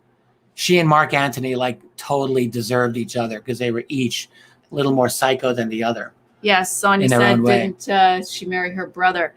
And that was like one of a list but no of sex. All the crazy things. She married her brother, but there was no sex there. That was, but in the Ptolemaic dynasty, for 300 years, their incest, yes, check. Murder of your siblings, check. Murder of your children, check. Murder of your parents and uncles and aunts, check. Like, it was just all there. Like, they were just, and I mean, debauchery of every kind imaginable, triple check. Like, all of that happened. So to marry your sibling, that was not unusual. And plus, they were. You're in the in crowd. That dynasty, they were not actually Egyptian. That's the thing. They were Greek. They were Macedonian. So they were there from. Ptolemy was Alexander's, one of his top generals, and he was Macedonian. So they started this dynasty, and it's pretty obvious that they didn't see themselves as at the same level as of the Egyptians who they ruled. Right. So there was a lot of inbreeding, clearly. So you got to see Chris's and Worsley's. Chris, I wondered whether some of the Sasquatch, Yeti, Bigfoot subspecies and the often referenced giants of old might be the same thing. Who the hell knows? In our world now, Worsley, that's any empire, though. Yeah. Elizabeth Taylor is the expert on Cleopatra. Yeah. Sure. Hey, she did a good job playing her. Yeah, the thing is, Cleopatra, that dynasty, they were all this is a weird thing to say, but they were probably all fair-haired and fair-skinned Greeks. Like, they were not Egyptians. They were an invading dynasty that was running Egypt for over 3 centuries until, they came down. Yeah. Cleopatra really kind of blew it. We got to wrap this up soon. Oh, no, we do. Yeah. Yeah. Because he will just keep going. He loves I this. got to stop. That's why I think we could do like an answer form off the cuff sort of fun thing. I'll give him a glass of wine and let him go. And we can all hear this because sounds good. Yeah. I just want to apologize for anyone I didn't get your questions back there. I tried to hang on to them, but we get going and sometimes I'll miss them. But I think we had a fun night. I very much enjoyed being here with you guys. Maybe next time we'll do some questions in advance. Like, we can do some in advance. Well, I thought we had plenty of wonderful questions from everybody here. Because it's hard to just get a couple, So Worsley NGW says, look at the Borgias. I want to just say something here. What you learn when you look at all of our ancient history is how absolutely bloodthirsty and cold-blooded just about every single ruler of the ancient world was. Men, women, no difference. Young, old, nationality, European, Chinese, Western Hemisphere, Middle Eastern, from what we can see, African as well. Like, all regions of the earth. When you look at ancient history, you see like rulers would just execute people at the drop of a hat, not even care. Right. And thousands of people. Antony's at one point wanting to see Cleopatra because he's like heartsick. I have to see my girlfriend Cleopatra. And he's got like this army and he crosses the desert to see her, and 8,000 guys just die so that he could get to see her. I can't believe you told me that just story. Like dead. Well, how about the story at the very end where she deserts him in one of his final battles and he loses the battle, the entire battle, because of it? When she turns around and takes all the ships. That's the Battle of Actium. And where he loses the naval engagement. Well, another time Cleopatra, like she's with Antony and he thinks, are you trying to poison me? And she actually poisons his garland that he's wearing. This is the story. So is it true? Who knows? Maybe it's true. She poisons the flowers and she says, hey, we're drinking this really good wine. She throws a rose petal in her wine. She says, you should do the same. It'll really be cool. So he does. Cool. He does. He throws be cool like me. This poisoned flower into his glass of wine. It's a good and story. As he's about to drink it, she grabs his arm. She says, I could have killed you with that. But I don't kill you because I love you and I don't want to live without you. And then she takes the servant. She says, you drink this wine. And the servant drinks the wine and dies in this wretched agony before them. She didn't care. Just like, and that's just like a drop in the bucket of what she did, of what he did. But all the rulers, the Borgias were like this. And now I mention this because when you get modern stories, like whether it's the Jeffrey Epstein connection. That's one thing someone brought up in the beginning. Or the banker, Ronald Bernard, the Dutch banker. Who talks about banker. I'll never forget who that talks story. About the absolute depravity of the people who are at the very top of our human food chain. Like, they are no different. But the point is, it's always been like this. Human rulers, the rulers of our society have, when you give people absolute leeway to do anything they want, they just become completely depraved. And I don't personally think, it's the reptilians in human suits doing that. I think that's us. I think human beings, if you give a human being, like we like to think, oh no, we're good, we're ethical, we're moral. But if you give someone no limits, you got to wonder how far can they actually go with no limits? And I fear that all or most of us anyway, we could do the same. That is a scary thought. It is a scary thought, but like, this is the wisdom of even concepts like original sin. And I'm not trying to go all religious here, because I'm not really, I don't think of myself as religious, but this idea that there's something deep inside us, all of us, that actually is dark, that actually is, Arthur Kessler, I just rebought The Ghost in the Machine. He asked the same question. He's writing it in the 20th century. Is there something fundamentally effed up about the human being? Like, we're geniuses, we're amazing, but there's also this insanity that runs through us. And I think that Richard always ending up on an up note. Wow. Jay. Yeah, sorry. So true. I'm glad you said that. Yeah. I remember 10 years ago, I'm talking to my daughter about Bob Dylan. This is when Elaine was like 12. So she's like, who's Bob Dylan? I'm sure. Yeah, she didn't know. So she hears some Bob Dylan music. She comes back. She says, Dad, I was listening to Bob Dylan. It's kind of a downer. I just laughed. It's funny. It's kind of a downer. Oh my God. Well, I'm just in the very end. I want to talk about Ghislaine, or however you say her name. I think it's Ghislaine. Ghislaine Maxwell. Yeah, she's a piece of Kirsten work. said, yeah, that's right. My God. So in the beginning, one of you guys had said about her death. She's still alive, right? That didn't happen. No, she's alive. Yeah. Yet. She's in custody. Okay. What's crazy? So I just wondered if I missed the news. I can't imagine. I'm sure if that when that happens, but check this out. It will be all over the news. They keep moving her around.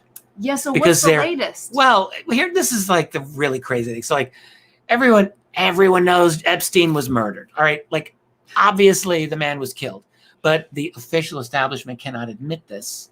It's a suicide. You go to, I'm sure stupid Wikipedia calls it a suicide, but isn't it interesting that now that she's in custody, they keep moving her around because they don't want her to be killed and assassinated. And it's obvious that is a real danger. Oh yeah. That's a huge danger. And you now get this judge who just was assigned the Deutsche Bank case, which there's a lawsuit by Deutsche Bank's stockholders that Deutsche Bank continued working closely with Jeffrey Epstein for years after his earlier conviction in, I think, 2008. And they're like, what the hell is this all about? So there's a lawsuit against Deutsche Bank. And the judge, a woman who lives in New Jersey, is the judge. 4 days after she gets the case, a gunman disguised as a FedEx employee comes to their house, shoots her 20-year-old son dead, and shoots her husband, who's in critical care. She was in the basement. She was downstairs when it happened. And even there, the media just puts this off as he was disgruntled or whatever. But come on. So yeah, Ghislaine Maxwell, though, right. Yeah, that's right. She won't survive being in prison, but I'm sure she's separated from everyone. They have to keep her alive. I mean, she's a despicable person, but they must keep her alive because now the thing is, the judge released the docs today from the 2015 trial. I don't remember the. Let's see what. Jay point say. is, she knows every single name. Like, she could go after Prince Andrew. She could go after. The word is she could go after Bill Clinton. Like, that would be interesting. Old street dog. We need Epstein disclosures. Well, yeah, I find it fascinating. I mean, this is not something I want to do publicly because we'll only talk about this here. But maybe an off the cuff here and there, but so that people can have a chance. We can write, but just we'll keep it. Get the popcorn private. And watch the show. Like, it's just a fascinating thing. Her trial in January is a real crapshoot. Yeah. Oh, January. Should you go after Trump? Well, maybe Trump said something unbelievably stupid the other day about this. I just was like, what? He's like, I wish her well. I wish her well. He actually said that publicly, apparently. Now, he's quoted, and like we'd have to see 70% of the times he's quoted. Yeah, we'd have to see if it's true. He's deliberately misquoted. But I think he actually said this. I'm like, what? Oh my God. But the thing with like it, one of the whistleblowers on Epstein said, yeah, Trump knew them and was friendly with them, but he was never with the Sherry, good Trump impression. That he was that to her knowledge, he was never with anyone underage. So they can't really get him for that. But and also like the more you look at Trump, I think it actually is possible that he is going after the trafficking more than the other previous presidents have. I actually saw this on, I got into Tim Pool, who was on Rogan recently. I'm like, who is this Tim Pool guy? So I checked out some of his podcasts, and he's like a young 30-something liberal who doesn't like the extreme left, I guess you could say. But he actually had a whole conversation about this. And I don't know how true it is, but he's a very intelligent guy. I have to say that. And they were talking about how Trump's going after these child predators. So whatever. Right. Yeah. And the traffickers, I guess I should say. Chris brings up a good point. Perhaps he said it from the perspective of good riddance. That's possible. Who knows? Yeah, like you never really, the thing about Trump is like you really don't know half the time, unless you're watching the whole thing. Yeah. It's so easy to quote him in a way that's actually not genuine. Because when it started happening in 2015, I was like, I started looking in, I started checking, and I got tired of having to fact check all of the mistaken quotes that were attributed to him. Happy Cup says it sounded like a canned response, like he was pretending to know what they were talking about. Well, I've definitely seen that with him. I haven't seen it, so I don't know. Yeah. But anyway, it's very evident that Bill Clinton is extremely at risk here. He apparently took many flights on the so-called Lolita Express. That was Epstein's plane. There's the painting of Bill Clinton in that weird blue dress that Epstein had in his home. Right. What the hell's that all about? Right. There's just like a lot that's clearly there. So I think Maxwell, and then, I mean, the whole obvious likelihood that Epstein and Maxwell were a blackmailing team, and very possibly working in some capacity with Israeli intelligence, because her father, Robert Maxwell, that is the word. And I doubt that he just died in his own little boating accident on his yacht. I'm sure he was taken out in 1991. So, yeah, probably blackmail. Yeah, probably. I mean, this is an old game. This is nothing new. You get the rich and powerful, you put them in compromising situations, and then you own them. Like, how hard is that? That's easy to do. Mm-hmm. And what better than with underage girls or maybe boys, but mostly girls in this case. So, yeah. Yeah. Kirsten so we'll said see where it goes. She saw the MSM thing in live footage, and that he did say that. Oh, Trump, yeah. Yeah, I was like, wow. Even for Trump. It's like, Richard, like, we should segue to a marijuana story now. I know. Oh my God, the last one. I think the last one I gave was good enough. It was pretty funny. I don't have a lot of marijuana stories. Like, it's not like I smoke a lot of weed. I'll work on that for you guys. See if I can remember something. I will give my personal opinions, not to be judgmental, because I don't want to be judgy. I've believed for years that should just be legal, totally legal everywhere. But I do think it's really possible, like, to smoke too much of that and to become a genuine pothead. We've all known this. When I was a teenager, I had friends who were genuine potheads, and I will look back, and there's a few of them now, like, I can see it. It was not good for them. It messed up their life. Mm-hmm. Like, it just, like, you can lose motivation, and you can lose. I think that's it right there. The big concern is. And when I was in my early 20s, I actually stopped altogether. I stopped smoking pot. And for years, I didn't. And I stopped it because I felt like it was not good for me at that point. And I felt like it was, like, I tried it for many years as a teenager and in my early 20s because I liked thinking under the influence of pot. But then I was like 22, 23, and I just said, I don't want to do this anymore. I stopped for a long time. And now I'm like, now I don't give a crap. Like, I'll do it once in a while, and it's fun. With you, it's fun. Yeah. And maybe with friends it would be, but it will never be a regular thing for me. Me neither. Yeah, me neither. We're too sensitive to it anyhow. We're total lightweights. That's the truth. We are. Total lightweights. Okay. We went over. So, yeah, not but it should be performance legal, and enhancer, people, yeah, right. it should definitely be completely legal. There's nothing wrong with it. You know. Kirsten. Jay, challenge accepted. All right. What? We'll want to hear the stories. Oh So, my God. Yeah, are you hungry? I'm getting a little Very. hungry. Anyhow, I'm a it was little so fun. So let me just repeat these announcements for people because it is another way for people to get together. So just to end on this, the next worldwide RD Zoom meetup is Saturday, August 15th at noon Eastern. There will be a post. And the first ever Experiencer Zoom meetup, which is for experiencers only at the moment, also worldwide, will be Saturday, August 8th, most likely at noon Eastern, but that's not confirmed. So just keep an eye. If you're interested in those, keep an eye out for posts. I'm so glad that these meetups are happening. Yeah. I just think it's fantastic. And whether they're recorded or not is secondary. It's like people need to have a place where they can talk. And it's funny. I used to bust on the word safe space because I thought the college students really took it to an extreme. But yeah. I like that we have a safe space. Like I like that our site is a safe space for people so that we have a moderated forum that is only open to members, and that now we've got these types of video meetings for people who can safely, without, worrying too much about sharing their experiences. Mm-hmm. So I personally love that. Mm-hmm. Very cool.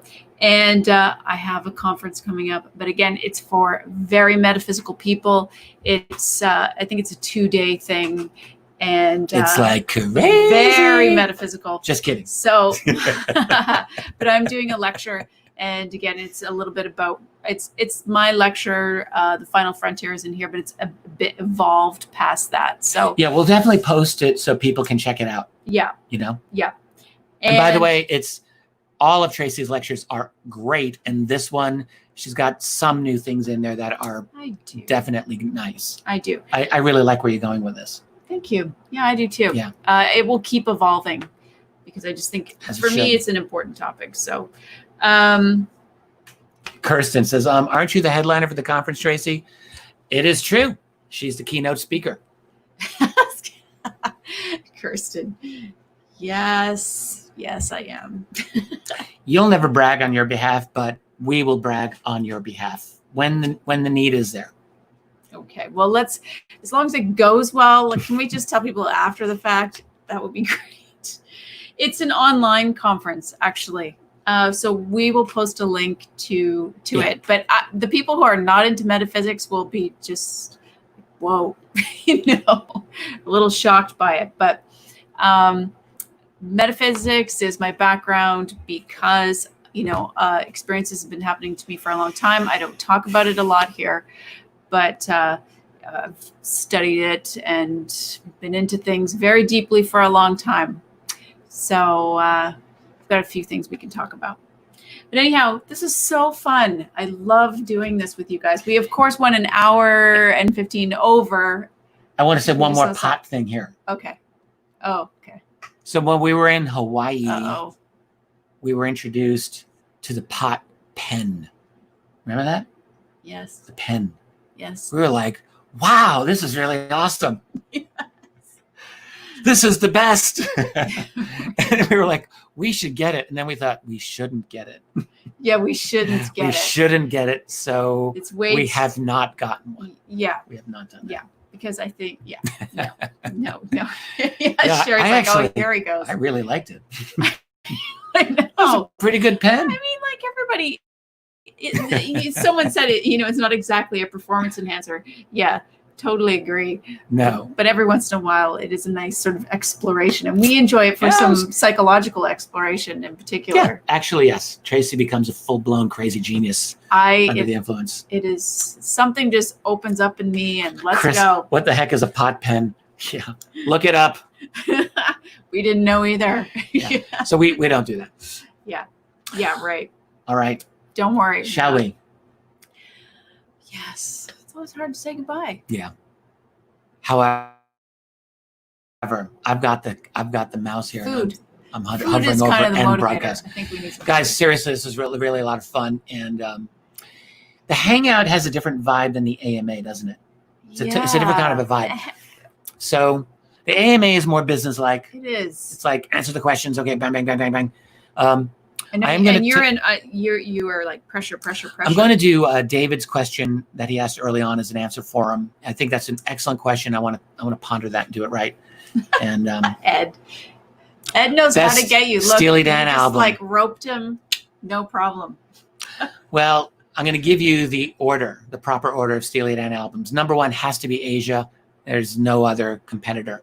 But number 2, I'm going to say is a tie between the Royal Scam and Two Against Nature, which was their comeback album from around 2000. What a great album that is.